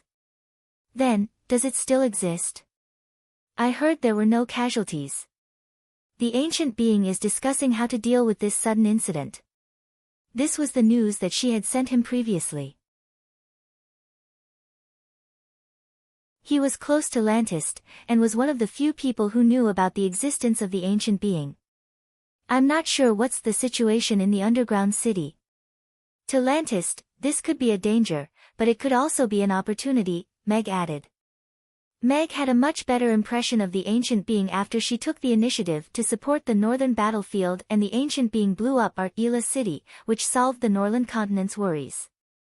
At least, it meant that they were not a race that thought they were superior, and there was a possibility of communication as equals. Of course, the other party had the ability to flatten the Norland continent at any time. It was naive to think that both parties could sit at the same table. The best situation would be for the Norland continent to develop quietly on its own path. The ancient being would continue to be independent, mysterious, and beautiful on its own. But now that Lantist had fallen into the underground city, tens of thousands of merfolk were migrating en masse. Even the highest leader of the ancient being would have a headache. Irina nodded, and did not ask any more questions. Ze stopped outside Chaos City for a short while before continuing to head south. Very soon, Meg appeared in the sky above Lantist. From the purple-striped griffin, he looked down at the huge whirlpool in the blue ocean. If the sky in the underground city collapsed, the Norland continent would also leak out. Come to think of it, the people below should be feeling the real downpour now. Oh, it should be a torrential downpour.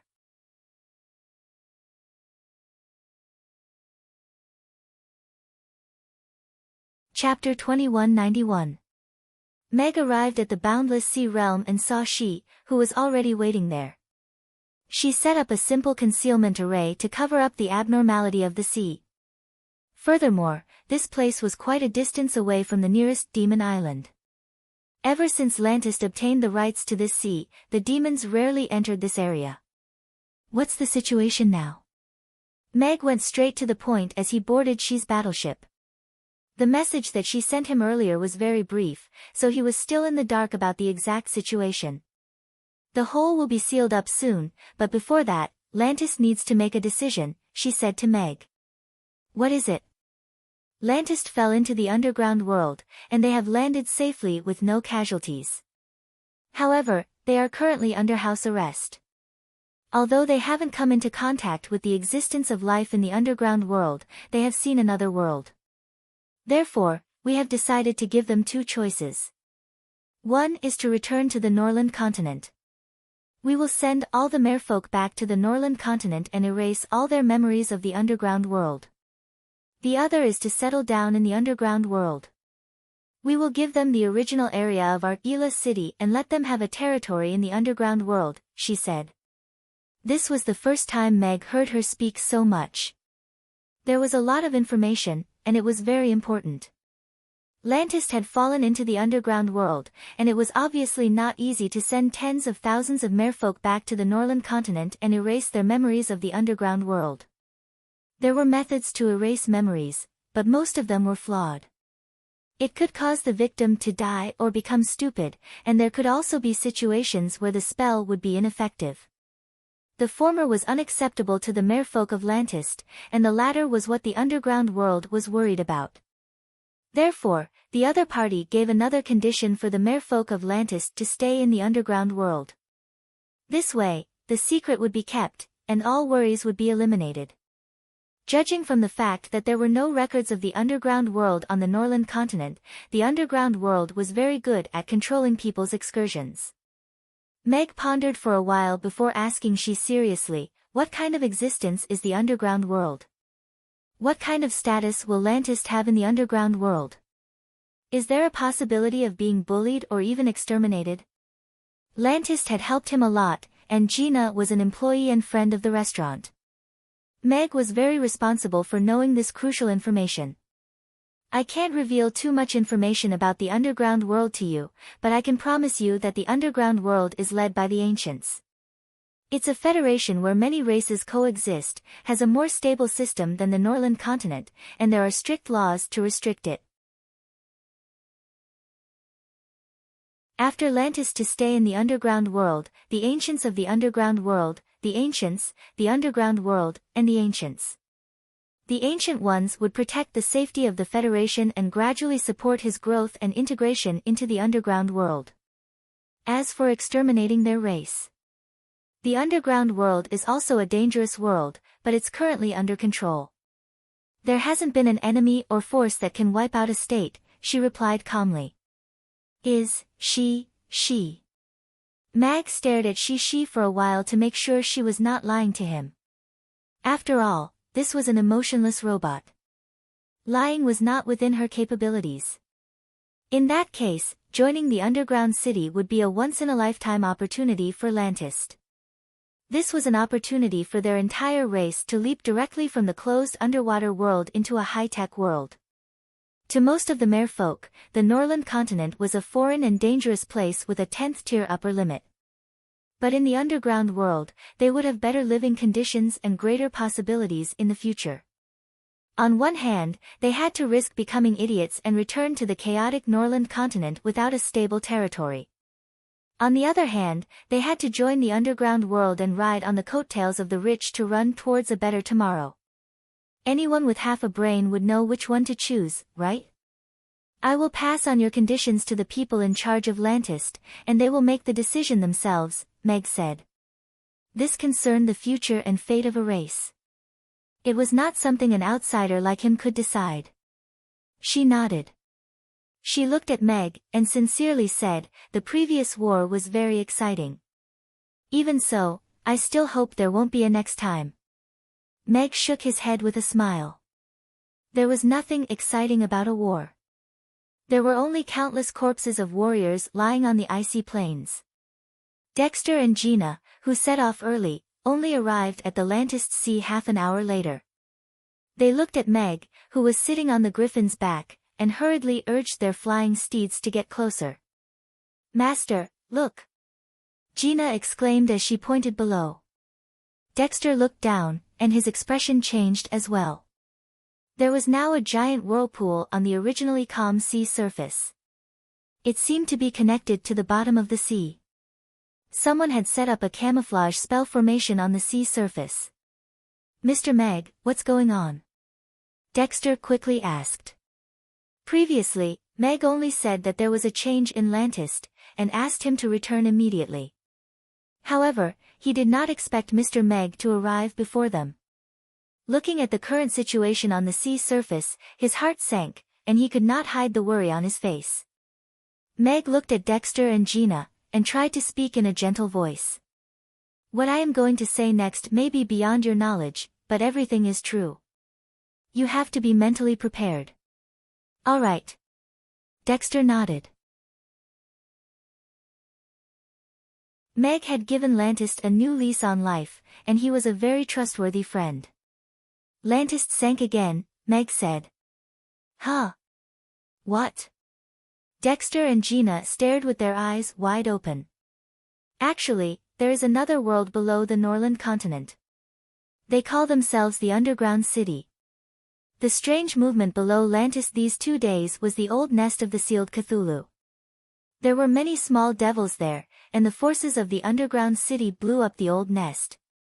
However, it also caused Lantis to fall into the underground city, Meg explained. Even with Dexter's knowledge and composure, he was still dumbfounded after hearing Meg's words. The Norland continent had heaven and earth. How could there be another world below? Furthermore, Lantis had fallen from the Norland continent to another world out of the blue. Then what about our clansmen? Gina voiced her concerns. They are very safe now. You don't have to worry, Meg consoled. Gina heaved a sigh of relief, and said, then, can they still come back? Dexter also came back to his senses, and looked at Meg nervously. The so-called underground city must be very powerful to be able to open up the passage between the two worlds. Lantis' elites had all gone to the northern frontline, and the people left behind were not very powerful. They did not know what the situation was like when they suddenly entered another world. Yes. This is the crux of the problem. Meg nodded. Now, the underground city wants you to make a decision. Do you want to stay there or return to the Norland continent?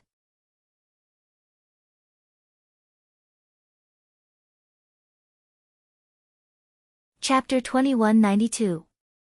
Meg told Dexter the Ancient One's conditions truthfully, and gave his own judgment. Dexter was the High Priest of Lantis. His position was extraordinary, and not below that of the king. He could even make decisions on crucial matters. After hearing Meg's description of the underground city, both Dexter and Gina were shocked. There was another world under the Norland continent that was controlled by an even more powerful and advanced race. And now, Lantis had fallen into that world. They had once abandoned the Norland continent and entered the richer underground world to build a new civilization. Now, Lantis had the chance to join that world and integrate into that civilization. Mr. Meg has given Lantis a new lease on life. Dexter said with a frown. What I did was nothing. You should be considering Lantis' future. I hope I won't be a factor in your choice. Meg shook his head with a smile. He knew what Dexter wanted to say. Moreover, I am happy to see a powerful Lantis and a faction in the underground city that is kind to the Norland continent. Dexter's eyes brightened as he nodded solemnly at Meg. I understand. Meg nodded with a smile. He knew Dexter would make a wise choice. To Lantis, this was indeed a rare opportunity. I want to stay in the Norland continent, Gina, who had been silent all this while, said. She was smart.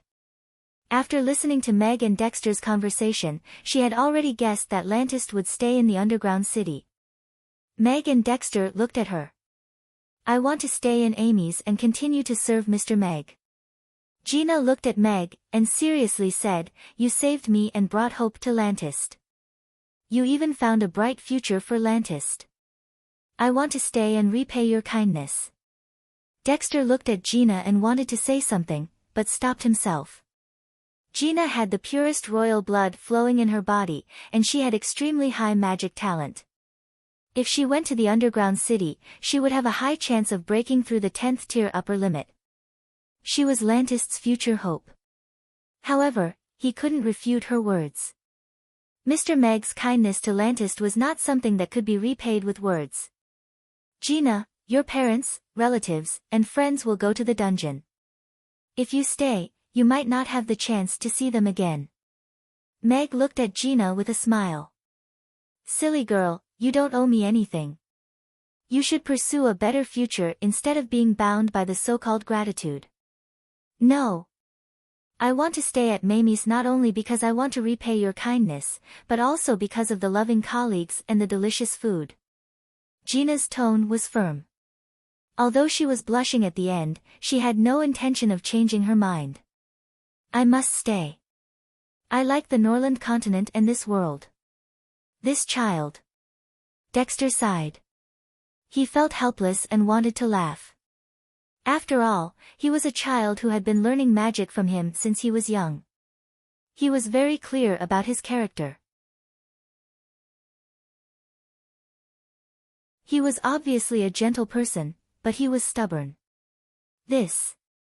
Meg looked at Gina and felt touched. He thought for a while and said, "I respect your choice." "Thank you, boss." Gina jumped up happily. Meg looked at Dexter and said, "This is a negotiation between Lantist and the Ancients, after all. I am only a middleman. Now that you have a preliminary understanding of the situation, I will let the person in charge on their side talk to you in detail. You will still have to decide on the specific conditions and agreement yourselves." "All right. Thank you, Mr. Meg." Dexter bowed to Meg and solemnly said, "If Mr. Meg is in trouble in the future, please inform us, Lantist. Even if we have to open up the passageway between the two worlds again, we, Lantist, will do our best." "All right." Meg's expression was equally solemn. This was a promise given by a tribe that was about to join the Ancients. This promise was worth 1,000 pieces of gold. She left with Dexter, and Meg was no longer involved in the negotiation after that. Lantist was not a naive person, and Dexter was a wily old fox among wily old foxes. Meg did not have to worry about them being taken advantage of. Dexter left swiftly. He gave Gina a crystal ball, gave her a few reminders, and left. Gina hugged the crystal ball and stood on the purple-striped griffin's back. She looked in the direction where the gray battleship disappeared with reddened eyes. This parting might be an eternal one. No matter how resolute she was previously, she was still a young lady. "All right, it's time for us to go home." Meg patted her head with a smile. "Go home?" Gina turned to look at Meg. "Yes. The restaurant will be your home in the future." Meg nodded. Gina was slightly stunned. Then, a smile bloomed on her face like a flower, and she jumped into Meg's arms. "You are the best, boss." Meg wanted to remind her to talk nicely and put her legs down first. However, he could not bear to do that when he felt the reliance of the young lady in his arms. He patted her back gently. On the way back, Meg said to Gina after she had calmed down, "Oh, yes. Before we go home, Gina, you have to make a heart oath. You have to promise that you will not reveal any information about the underground city to a third person." The underground city had strict requirements to prevent any possibility of their existence being revealed. As the Princess of Lantist, Gina had to make a corresponding promise if she wanted to stay on the Norland continent. As for erasing this part of Gina's memory, it was even more meaningless. Even if she didn't know about the existence of the underground city and didn't hear this conversation, how could she explain the sudden disappearance of Lantist? What if all her people disappeared? Tell her that they were annihilated? Then this child would live in pain and hatred for the rest of her life. Since she had chosen to stay on the Norland continent, Meg only had to promise that she would not reveal any information about the underground city to anyone else. Moreover, was the underground city really so unreachable? Since he had already revealed the tip of the iceberg, he was no longer mysterious. The answer to the secret above 10th tier might be found there. One day, Meg would go and see the other side of this world for himself. Gina did not say much, and made a heart oath right away.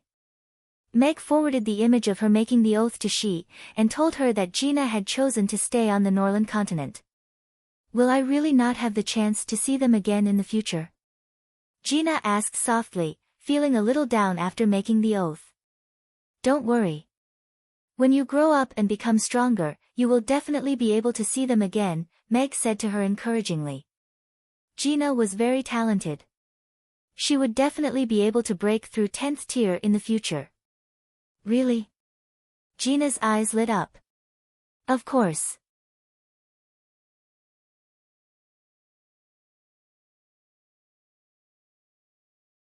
Chapter 2193. Meg brought Gina back to Chaos City. They alighted from the griffin outside the city, and walked into the city.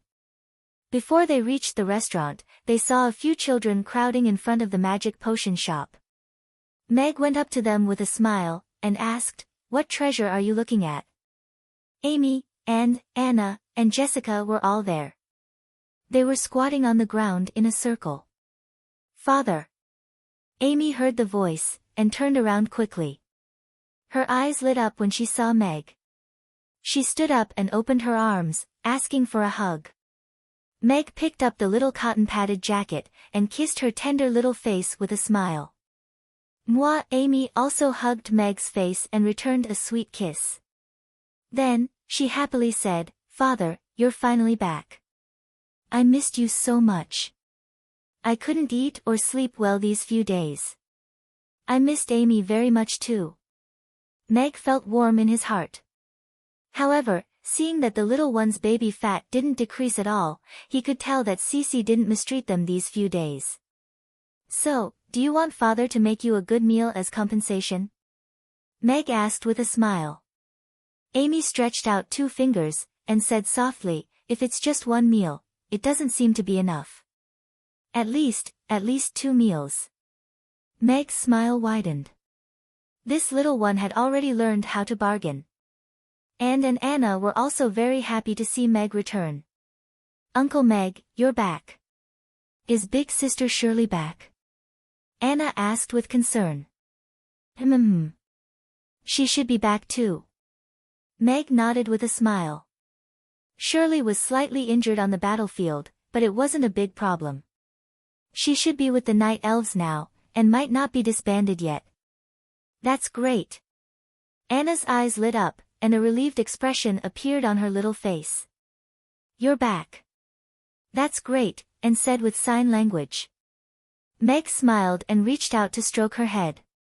The little girl was still so well behaved. "Uncle Meg, welcome home."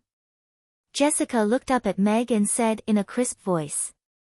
"Well, hello, little friend Jessica. Stay for dinner before going home." "Uncle will tell your mother," Meg said. Okay. Jessica nodded her little head, her eyes sparkling. Just thinking about being able to eat the delicious food made by Uncle Meg made her feel happy. The children dispersed, and only then did Meg see the little white thing in the middle of them. It was an Arctic snow fox that was about the same size as Ugly Duckling. Its entire body was snow white, and it was soft and adorable. It was squatting there, and its bright black eyes were carefully looking around. It was clever and obedient. Lulu brought it back from the north. This little fellow is very well behaved, and the children like it very much. I let them play with it for a while, Cece said with a smile as she walked out of the shop with a pregnant belly. Yeah, little White is super well behaved. It's white and tender, much cuter than Ugly Duckling. Amy slid down Meg's legs to the ground, and reached out to stroke the snow fox's fluffy head. Ugly Duckling, who was quarreling with Black Coal at the side, immediately turned its head to look at the snow fox with narrowed eyes. Someone actually threatened Master Orange's position. Ugly Duckling strode elegantly to the snow fox, and then raised its paw to press on the snow fox's head.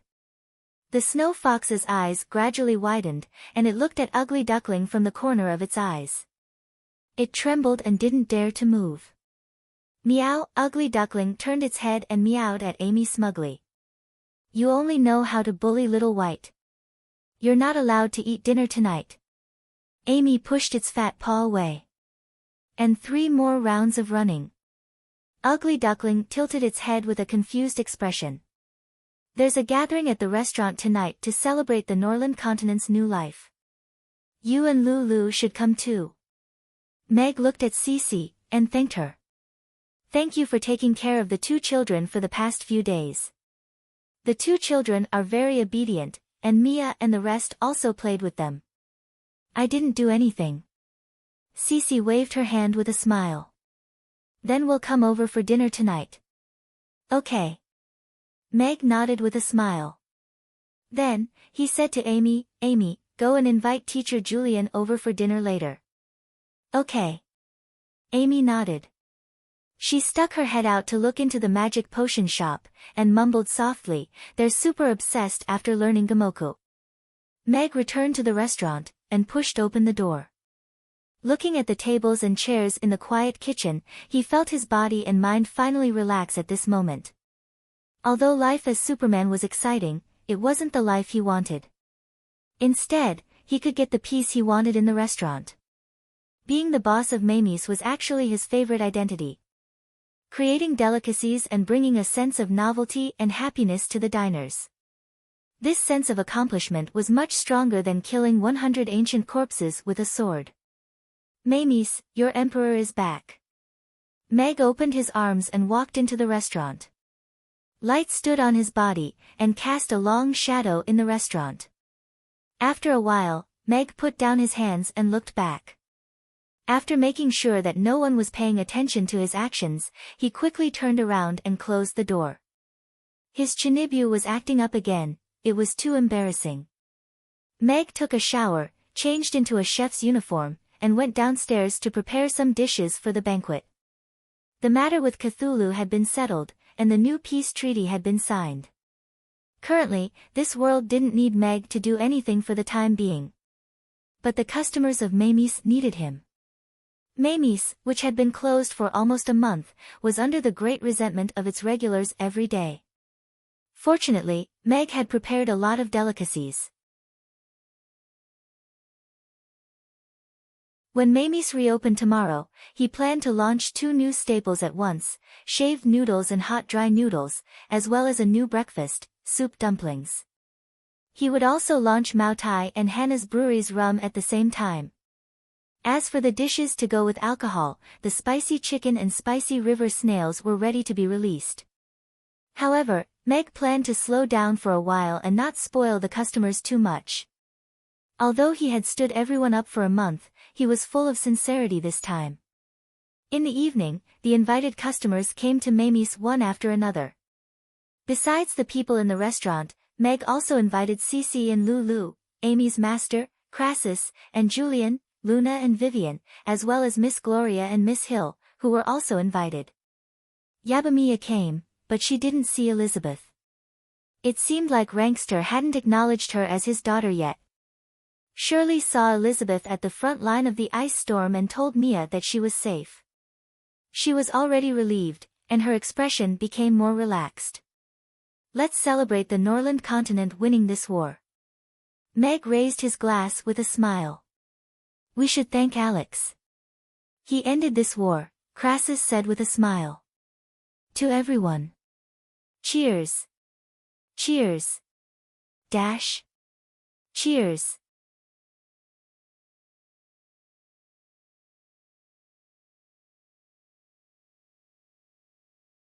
Chapter 2194.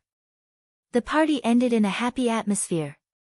Everyone had drunk a lot and left in a drunken stupor.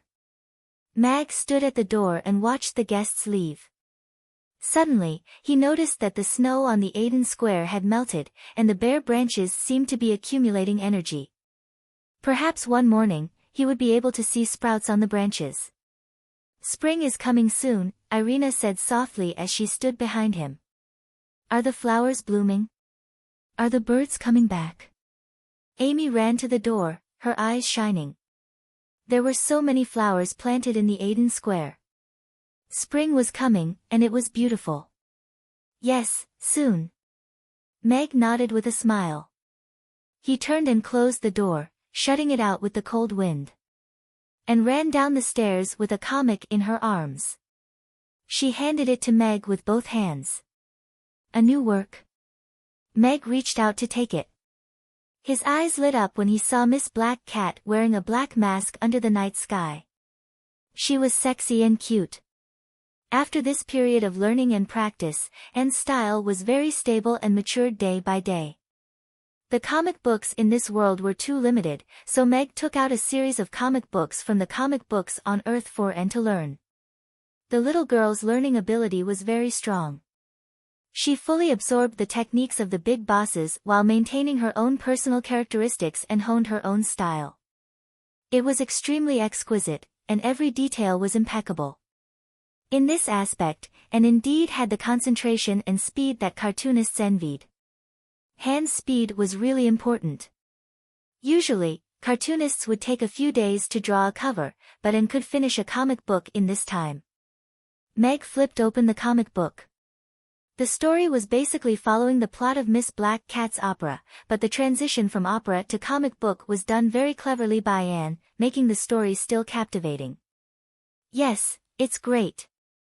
I think Miss Black Cat will like it too. Meg nodded with a smile.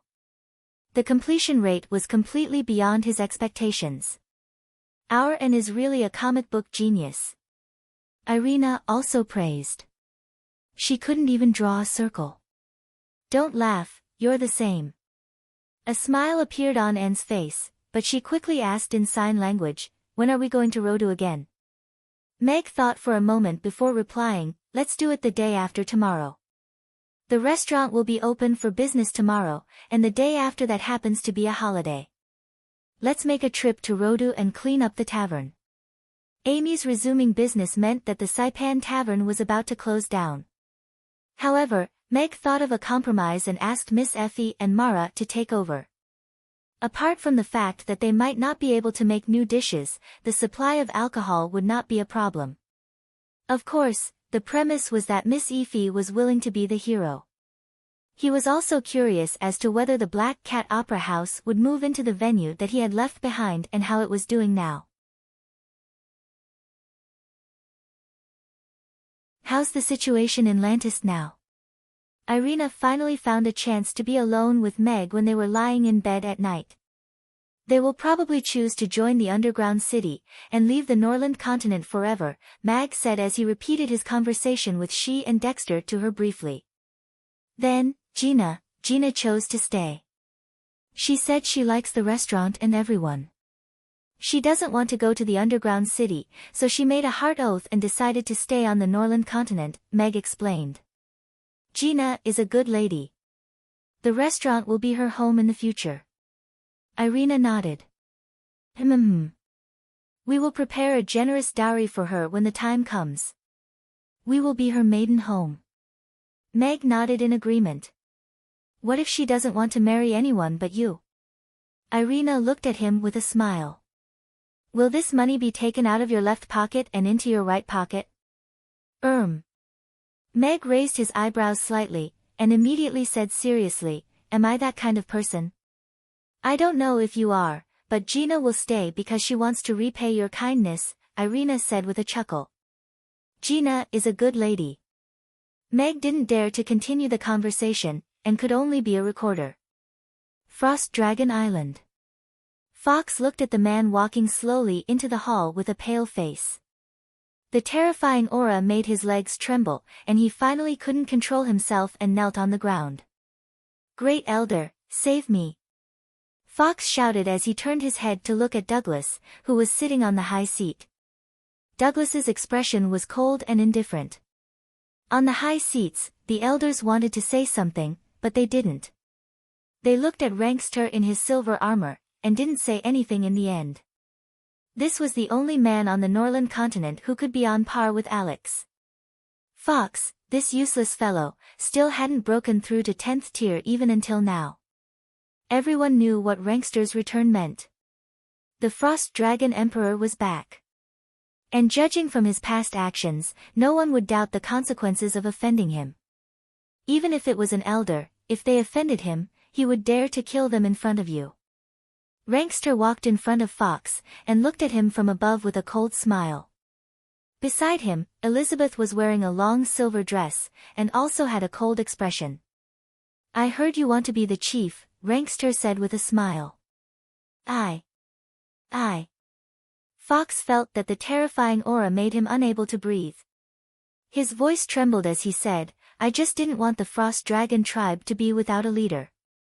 Now that you're back, big brother, you're still the only king. Is this the end? Rankster took another step forward. Frost spread up from Rankster's knees, and he was already frozen. Big brother. Chief, please spare my life. Fox knelt on the ground, and kowtowed as he begged with a face full of fear. The hall was silent. No one even begged for mercy on his behalf. Rankster bullied the weak on the frost battlefield that day, and almost killed Elizabeth. It would be strange if Rankster didn't kill him today. Even if God came today, it wouldn't be of any use.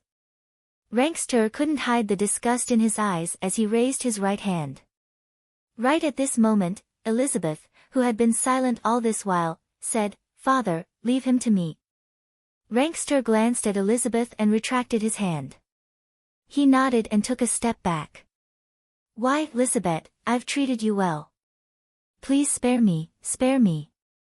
I'll do anything for you in the future."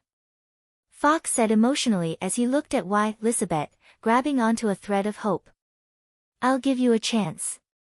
See you on the frost battlefield." Elizabeth looked at Fox coldly. "If you win, you can leave. If you lose, you'll die on the frost battlefield." This. All the elders looked at Elizabeth in shock. A smile appeared on Rankster's face. This was his daughter.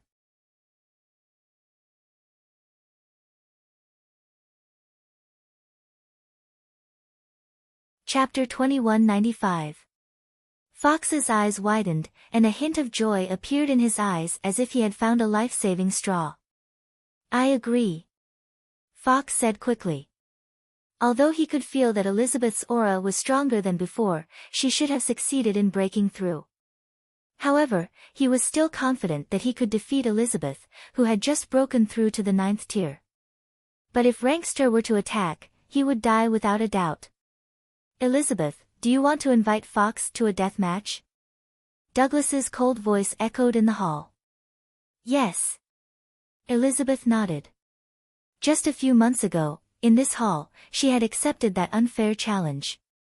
But today, she stood here again as a challenger. She had become stronger. Apart from her realm, she also had an understanding of combat. Perhaps she had been influenced by the two most powerful men in this world. Her understanding of combat began to have a different understanding. The frost battlefield was opened, and almost all the giant dragons of the frost dragon tribe were present. The news of Rankster's return had spread all over Frost Dragon Island. When Rankster appeared in the sky above the frost battlefield, deafening cheers filled the sky. Giant dragons were born powerhouses, so they worshipped and respected the powerhouses even more. Although Rankster had once become a demon, he was still the most powerful demon dragon. Now that he had returned to Frost Dragon Island, he was still the owner of the Frost Throne without a doubt. And Elizabeth's challenge to Fox also made the Frost Dragons excited. This was just like how Rankster turned the tables again and again in desperate situations hundreds of years ago, standing on the stage of life and death. Now, the main character was Elizabeth. History seemed to be repeating itself. Would Fox be trampled into the background, or would he be able to jump out of the cycle of reincarnation and fight back? It was exciting. Rankster sat on the Frost Throne, and Fox and Elizabeth also appeared on the battlefield. Fox had already signed the life and death agreement, and had received Rankster's silent approval. As long as he could win this battle, he would be able to leave safely. His expression was obviously much more relaxed, and there was even a hint of disdain in his eyes when he looked at Elizabeth. This niece of his was just like Rankster. She was always overconfident in herself. Rankster could easily crush him, but she still challenged him and even signed the life and death agreement. Elizabeth looked at him calmly with a cold expression. "The battle of life and death begins," Douglas said loudly. Although Fox's expression was relaxed, his movements were not slow at all. A silver spear appeared in his hand, and at the same time, he began to activate his frost domain. As a veteran level 9 powerhouse, he could rely on his boundless magic power to slowly wear down Elizabeth's spirit and obtain the final victory. As a fellow frost dragon, he knew everything she knew. This was where his confidence came from. However, Just as Fox opened up his frost domain, Elizabeth had already disappeared from her original spot, turning into a blurry afterimage as she charged towards Fox at an extremely fast speed. "Ha, stupid!" Fox sneered and thrust the frost spear in his hand forward. At the same time, the frost domain shrank and condensed in front of him. Ding! The frost spear pierced one of the afterimages, emitting a crisp sound of ice shattering. A human-shaped ice sculpture shattered and turned into ice shards that filled the sky. Fox was slightly taken aback. "You lost." A cold voice came from behind him. A frost dragon with a wingspan of over 100 meters appeared behind him. Fox only felt his back tighten, and he fell into a temporary state of losing control. The sharp dragon claws pierced his body from behind and tore him into two. Dragon blood splattered into the sky, and the entire arena was silent. All the frost dragons looked at Fox, who was torn into two, and Elizabeth, who was gently flapping her wings and hovering in mid-air, with shock in their eyes. Fox was defeated in just one move, and he was utterly defeated. The clean and neat battle style made all the giant dragons look at Rankster, who was sitting on the frost throne. His battle style was like that. "Elizabeth! Elizabeth! Elizabeth!" The shouts filled the air above the arena. A proud smile appeared on Rankster's face. That was his daughter. Elizabeth transformed into her human form and walked down from the arena. Her expression was still calm, and she did not seem excited about killing Fox. "Rankster has a successor." Douglas looked at Elizabeth and nodded with satisfaction. "Josh is dead, and all the war criminals have been hanged. The compensation has been paid. From today onwards, the enmity between the Orcs and the Roth Empire will be written off. If anyone violates the agreement, they will be punished for treason," Connie said solemnly as he sat on the main seat and looked at the chiefs in the tent. "But Great Chief, how can the enmity between us and the humans be written off so easily?" an elderly chief said with a frown. "Yes, they killed so many of our people. Are we going to let it go just like that? Even if we agree, will those innocent people who died in vain agree?" Many tribal chiefs chimed in. "It is precisely because of the accumulation of enmity that such tragedies happen again and again." Connie stood up, and said to that old chief, 100 years of peace, for us Orcs to recuperate, for our people to graze and hunt. We don't have to worry about the possibility of war. Once the agreement is over, the war will begin, and tens of thousands of our people will die. You have all seen how powerful the Roth Empire is on the battlefield today. Do you think the Orcs will be able to reach Rodu even if they go all out?" The hall suddenly fell silent. Everyone thought of the millions of arrows raining down on them. Even an undead army of 1,000,000 could only die on the battlefield. When facing the Northwest Army, the Orcs always had the illusion that they could win. But the truth was, that was only one of the Roth Empire's armies. They had 5 other armies of the same scale. "As the chief, I hope you won't gamble the lives of your people because of personal feelings. This only shows that you are a terrible chief," Connie said earnestly. "Captain, where have you been?" In the Black Cat Opera House, the members' eyes lit up when they saw Vicky, who suddenly pushed the door open and surrounded her. Vicky felt a warmth in her heart when she saw everyone's worried eyes. She smiled and said, "I went to an important place to collect materials. I'm fine, don't worry." Everyone saw that Vicky's clothes were neat and tidy, and she didn't look like she had been kidnapped. Besides, their opera house was so poor that there was no need to kidnap her, so they were relieved. "Captain, when you were not around, our opera house was closed for a few days. The little bit of popularity that we had just built up after the opening is all gone now. We are running out of food again," Old Me said worriedly. The other actors also looked a little gloomy. They had just gained some popularity, but now they were back to square one. Splash! Vicky threw a money bag onto the table, and a pile of shiny gold coins rolled out. "Don't worry, follow me from now on and eat meat."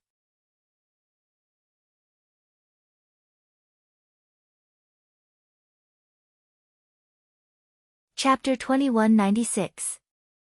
The opera troupe stared at the pouch full of money in disbelief.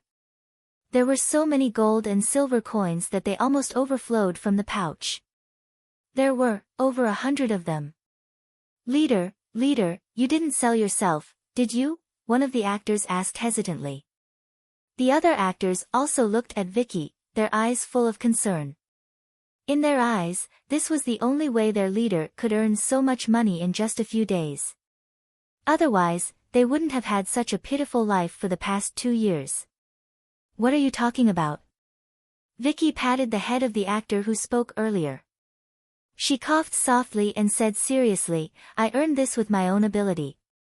Even though the opera troupe didn't quite believe her, they all learned to be obedient and didn't say anything else. All right, you've been with me for so long, but I've never paid you a salary. From this month onwards, each of you will receive a basic salary of 5,000 copper coins. If the opera troupe's tickets sell well, you'll even receive a commission, Vicky continued. Pay? 5,000 copper coins. Everyone's eyes lit up. They had all followed Vicky from a difficult environment. She was the one who brought them out of the quagmire of life and gave them something called dreams. The past 2 years had been rather difficult, but rehearsing and singing together every day to advance towards their dreams wasn't all that hard. Now, their leader was going to pay them a salary. And it was a huge sum of 5,000 copper coins. Here, this is this month's salary. I'll pay you in advance. Vicky took out the pouch and gave everyone 50 gold coins. This is the first time I've ever held so much money in my life. A little girl held the gold coins in her hands, her face full of joy. Forget about you, even I, old me, have never held so much money before. The previous landlord was so stingy. It was already incredible for him to give us 5 copper coins each time. Old me was also grinning from ear to ear. There were even tears at the corners of his eyes. The troupe members held the money, excited and moved. Vicky looked at everyone. She couldn't help but feel sad and guilty. She waved her hand and said, I'll give everyone a break today. Go out and have fun. Buy some new clothes and eat some good food. Yay! The troupe members cheered. They all went back to their rooms to change and prepare to go out. They had been in Rodu for a few days, but because they were embarrassingly short of money, they spent most of their time rehearsing. Even shopping was a luxury. Ibaka waited for everyone to return to their rooms before he looked at Vicky and said, Leader, I don't have much money. Why don't you keep this money first? We just settle down. There are still many things that we need to spend money on. The rent of this theater's rent. Vicky, S. Of S. What a simple, nice guy. He never thought about what he should do. He always thought about others more than himself. Uncle Ibaka, keep the money well. We'll go out and buy some clothes later. Look, your clothes are already torn. You're one of the stars of the Black Cat Song Troupe. You have to pay attention to your temperament. Vicky pushed Ibaka's hand back with a smile. I know what to do with the troupe. Also, we've already opened for business, haven't we? The response to the trial opening was pretty good. We'll officially open for business tomorrow. With our ability, we definitely won't have to worry about the audience. Ibaka looked at Vicky. A smile appeared on his tough face. He didn't force her. He nodded, and said, All right, I believe in leader. Little Mara, when will the Black Cat Song Troupe open for business? Yeah, I've been itching to go and see what Miss Black Cat looks like these days. Why hasn't it opened for business yet? Exactly. What's an opera? We'll only know if it's good after we see it. Under the big tree at the end of Romo Street, a group of uncles and aunties surrounded Mara, chatting with each other. Don't worry. When leader comes back in 2 days, the opera troupe will reopen. I'll invite you all to watch it together then, Mara said with a smile. In addition to practicing her voice with Uncle Ibaka these days, Mara began to promote the Black Cat Opera Troupe and popularize opera in the neighborhood. The little girl grew up on Romo Street and was very popular with everyone. After she spared no effort in promoting, the neighbors on Romo Street now knew that a new opera troupe had opened on Romo Street and would perform the latest opera. And not only the neighbors, but the guests of Titan Tavern would also be promoted by Mara from time to time. With Mara's efforts, the Black Cat Opera Troupe, which had been closed for a few days, quietly gained a certain amount of popularity in a small area. Sigh, although leader and the seniors are amazing, they don't know how to promote at all. It's difficult to accumulate popularity like this. Mara strolled around and returned to Titan Tavern. She sighed softly and looked at Saipan Tavern opposite, which had also been closed for a few days. She was a little worried. Where did Master and his family go? If this continues, everyone will probably forget about Saipan Tavern. What are you thinking about? Titan Tavern can be revitalized, and Saipan Tavern is only closed for a few days. These days, there are many people stopping at the entrance and asking about it. Ify suddenly appeared behind Mara and said with a smile. But miss, didn't you say that Master doesn't want to open the tavern anymore? Mara turned around. Ify was silent and thought about Mr. Hades' suggestion that day.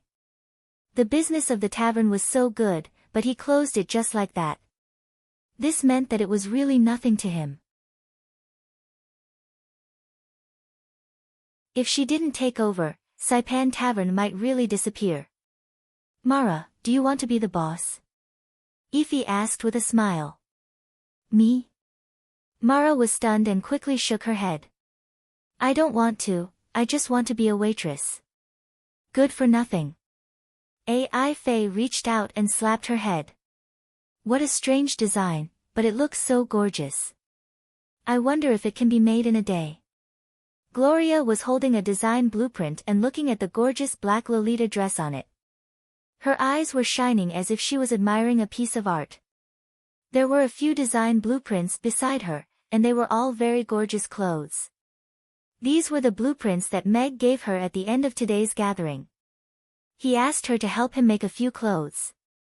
In return, he gave her the right to use these blueprints. Meg was more urgent, so he only gave her 1 day. Fortunately, in order to make winter clothes for the soldiers, Suede gathered the best tailors in Chaos City, and selected a group of outstanding tailors from the ordinary people. I have to at least finish a part of it, Gloria murmured to herself as she called Mars in.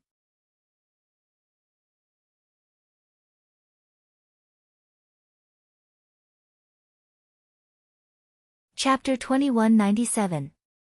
The next morning, some customers who were unwilling to give up came to take a look at Mamie's as usual.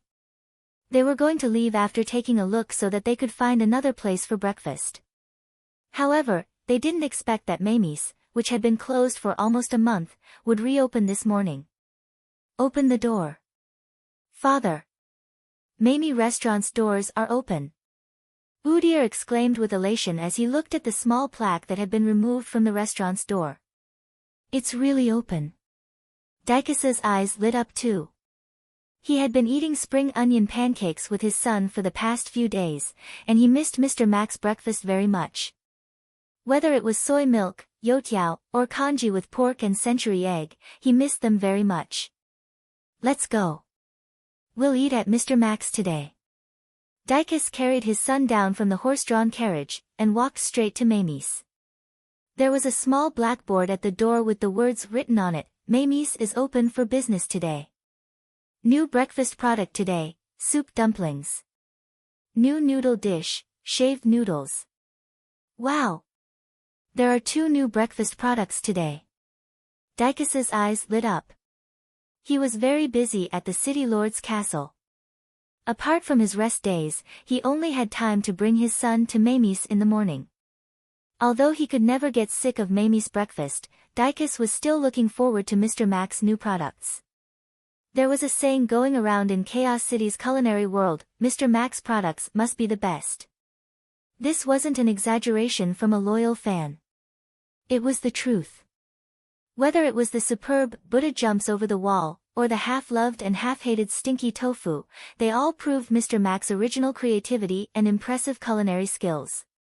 Udyr looked up, and asked, "Father, what are soup dumplings?" "You'll know in a while." Dicus smiled mysteriously. Actually, he also wanted to know what it was. As for the shaved noodles, he was even more curious. Weren't noodles made from poop? Could they be shaved with a knife? Ding! Dicus pushed the door open and went in.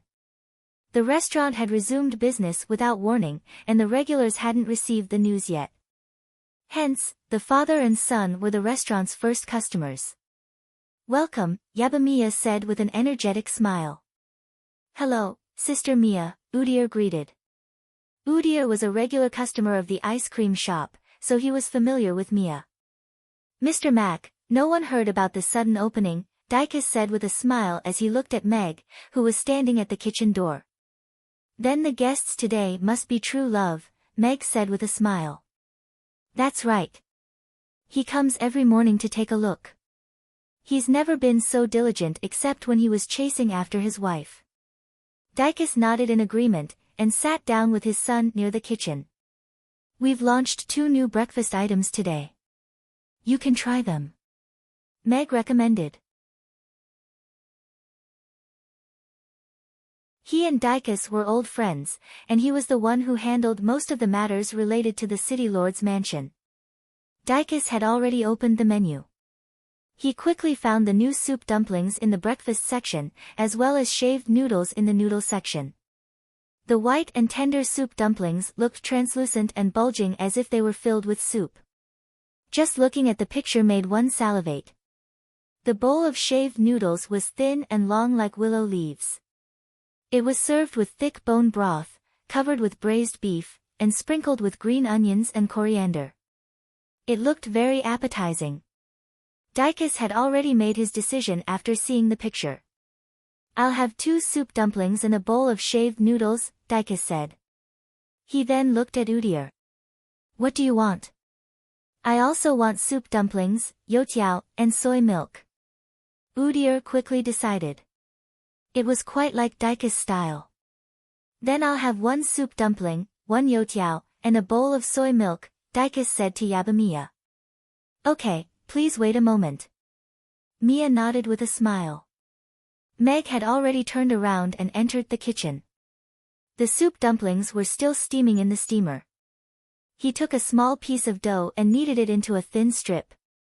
He shook his wrist slightly and intertwined the strips together. Then, he put them into a pot of clear oil to fry.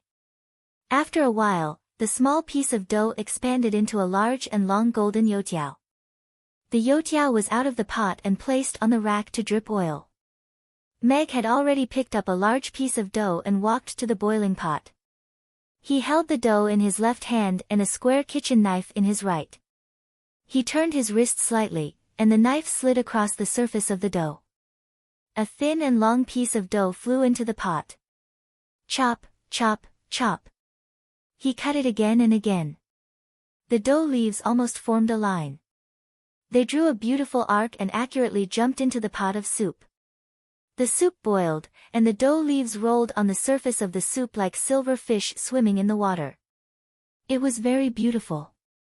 Udyr knelt on the stool and craned his neck to watch Meg in the kitchen. His mouth was slightly open as if he was watching a master perform. He was completely impressed.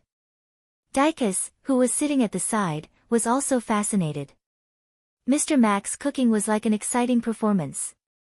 It was very enjoyable to watch.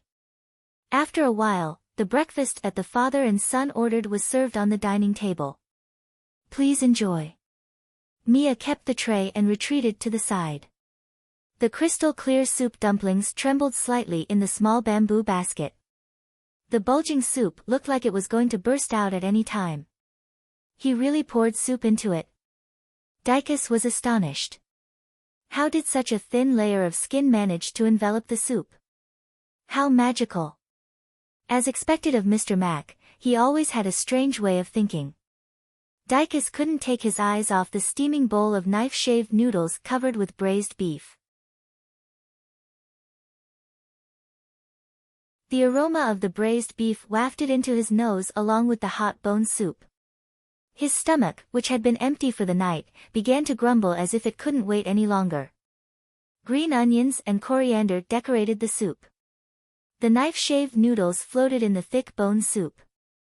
These two new dishes are amazing. Dicus couldn't wait to pick up his chopsticks.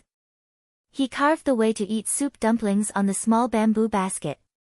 He carefully picked up the top of the soup dumplings and transferred them to a shallow plate. He put one in front of Udir first and started to eat the knife-shaved noodles. He picked up a piece of beef and put it into his mouth. The soft braised beef melted in his mouth. The rich meaty aroma bloomed in his mouth. It was as if there was a fire exploding in his brain. His taste buds, which had been silent for a long time, went crazy. That sense of satisfaction was the perfect reward for all the waiting. He chewed carefully and savored the intoxicating taste. The tender beef was quickly swallowed. Then he picked up a strand of noodles. Although it was noodles, it was very different from the slender noodles he usually saw. It was thick in the middle and thin at the sides. It had sharp edges and looked like willow leaves. It looked very special. When the noodles entered his mouth, the outside was smooth and the inside was soft but not sticky. The more he chewed, the more fragrant it became. The bone soup soaked it, and the taste was extraordinarily delicious. After swallowing, he took a small sip of the steaming bone soup. Ah! Satisfied. Dicus couldn't help but sigh.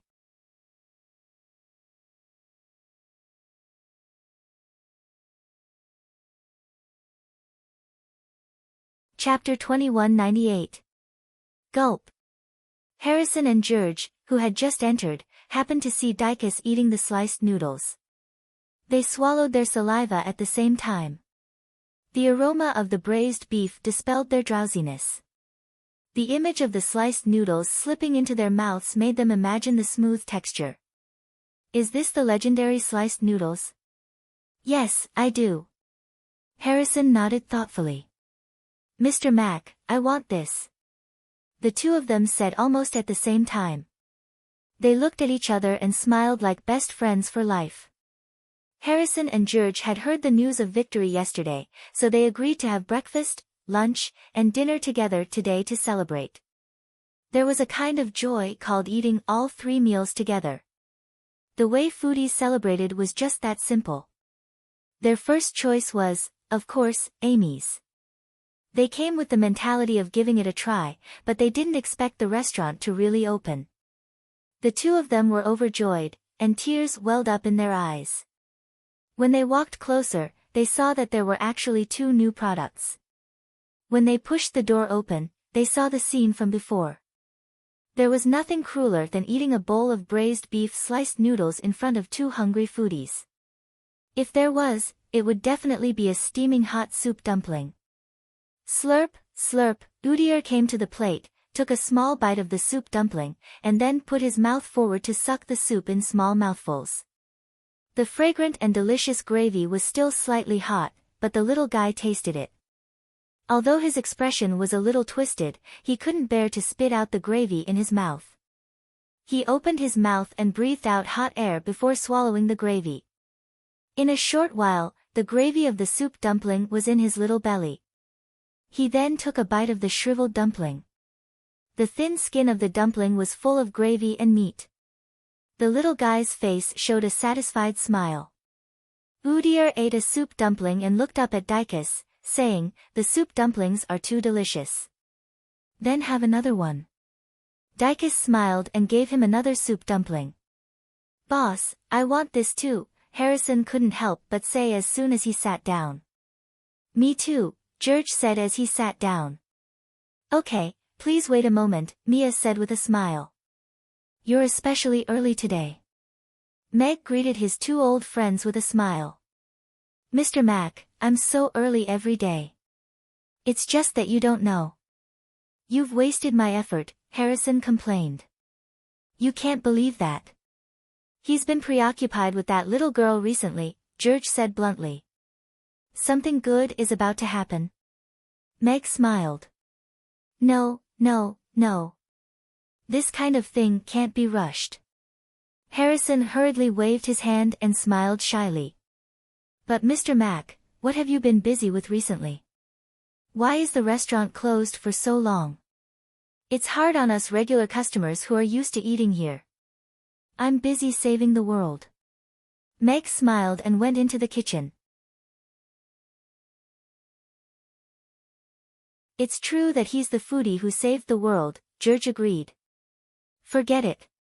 I'll let it go for the sake of these two excellent new dishes, Harrison said with a smile. Harrison and George greeted Dicus briefly. They were all regular customers of Mamie's.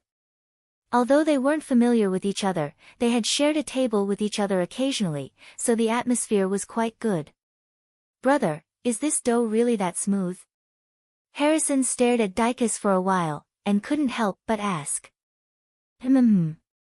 It's smooth, but it doesn't lose its chewiness. The texture is just right, so you have something to chew on without feeling tired. Dicus took a sip of the soup and nodded with a smile.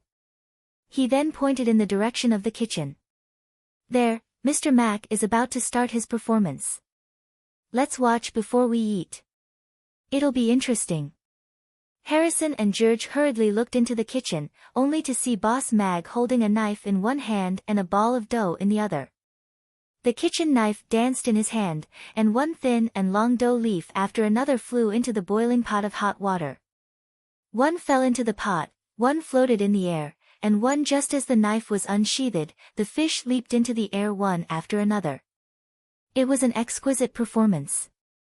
When the last dough leaf fell into the boiling pot, Mr. Mac had already started mixing the minced dough. The two of them still wanted more. Only Mr. Mac can cook so elegantly and brilliantly, Harrison couldn't help but exclaim. Yeah. We have to bring Chris next time. She'll definitely like it. George nodded. Only that little baby Chris can watch for a whole day, Harrison said with a smile. His tone was also full of love. Don't you have 3 sons, Mr. George? Mia said with a smile. George's whole family had come to the gathering before. Ah, those 3 brats. They can eat anything, George said nonchalantly. Mia's lips curled into a smile. What a doting demon. Usually, it's already full at this time, and there's still a long line outside. Sure enough, after being closed for a month, many people still don't know that Mamie's is suddenly open again. Harrison turned to look at the empty restaurant. You said it's because people don't know that Mamie's is open again. Isn't that simple? George got up and walked out of the door. He got into a horse stance, gathered his energy, and shouted, Mamie's is open. Then, he saw customers rushing out of the restaurants one by one and running in the direction of Mamie's. Fuck. George was shocked. He quickly turned and ran into the restaurant. Looks like sister-in-law hasn't fought with you much at night recently. That shout was full of energy, Harrison said with a smile. I've been winning recently. Of course I'm full of energy. George's lips curled up slightly with some pride. But these people are really crazy. Once they heard the news, they rushed out with chopsticks and spoons in the restaurant. I wonder if they paid the bill. George's expression was a little strange. Soon, hurried footsteps came from outside the door. The first wave of zombies, diners had arrived. Fuck. It's really open. Wow. There's a new product. I used to think that I was the only one who stood up for men in my life. I didn't expect that I would be stood up for a month by a man with a child. If it's delicious, I'll forgive Mr. Mac for now. The customers rushed in and took their seats to order. Harrison's and George's breakfast was also served. The two gluttons knew how to eat very well. Facing the steaming braised beef noodles and soup dumplings, they were in their best state. Slurp. Harrison buried his head in the bowl of noodles. The large amount of braised beef was soft and delicious. The noodles were very different from the noodles he had eaten before. The most amazing thing was that the noodles were exactly the same even though they were all sliced with a knife. It was amazing. George, on the other hand, was unable to extricate himself from the delicious soup dumplings. The thick meat soup was hidden in the thin skin of the dumpling. His insipid taste buds were stimulated with a mouthful of the hot soup. His whole body felt warm. Now that he had another mouthful of the dumpling filled with meat, the satisfaction he felt from the fight last night was completely replenished. A real man wouldn't be afraid of another fight. You're tuning into the Dreamy Chapters YouTube channel. We're so grateful for your support, and don't forget to subscribe to join us on this incredible journey through captivating stories. Your generosity through donations truly makes a world of difference, as it's the primary source of revenue that allows me to expand and enhance this channel for you. Thank you from the bottom of my heart for being a part of this adventure.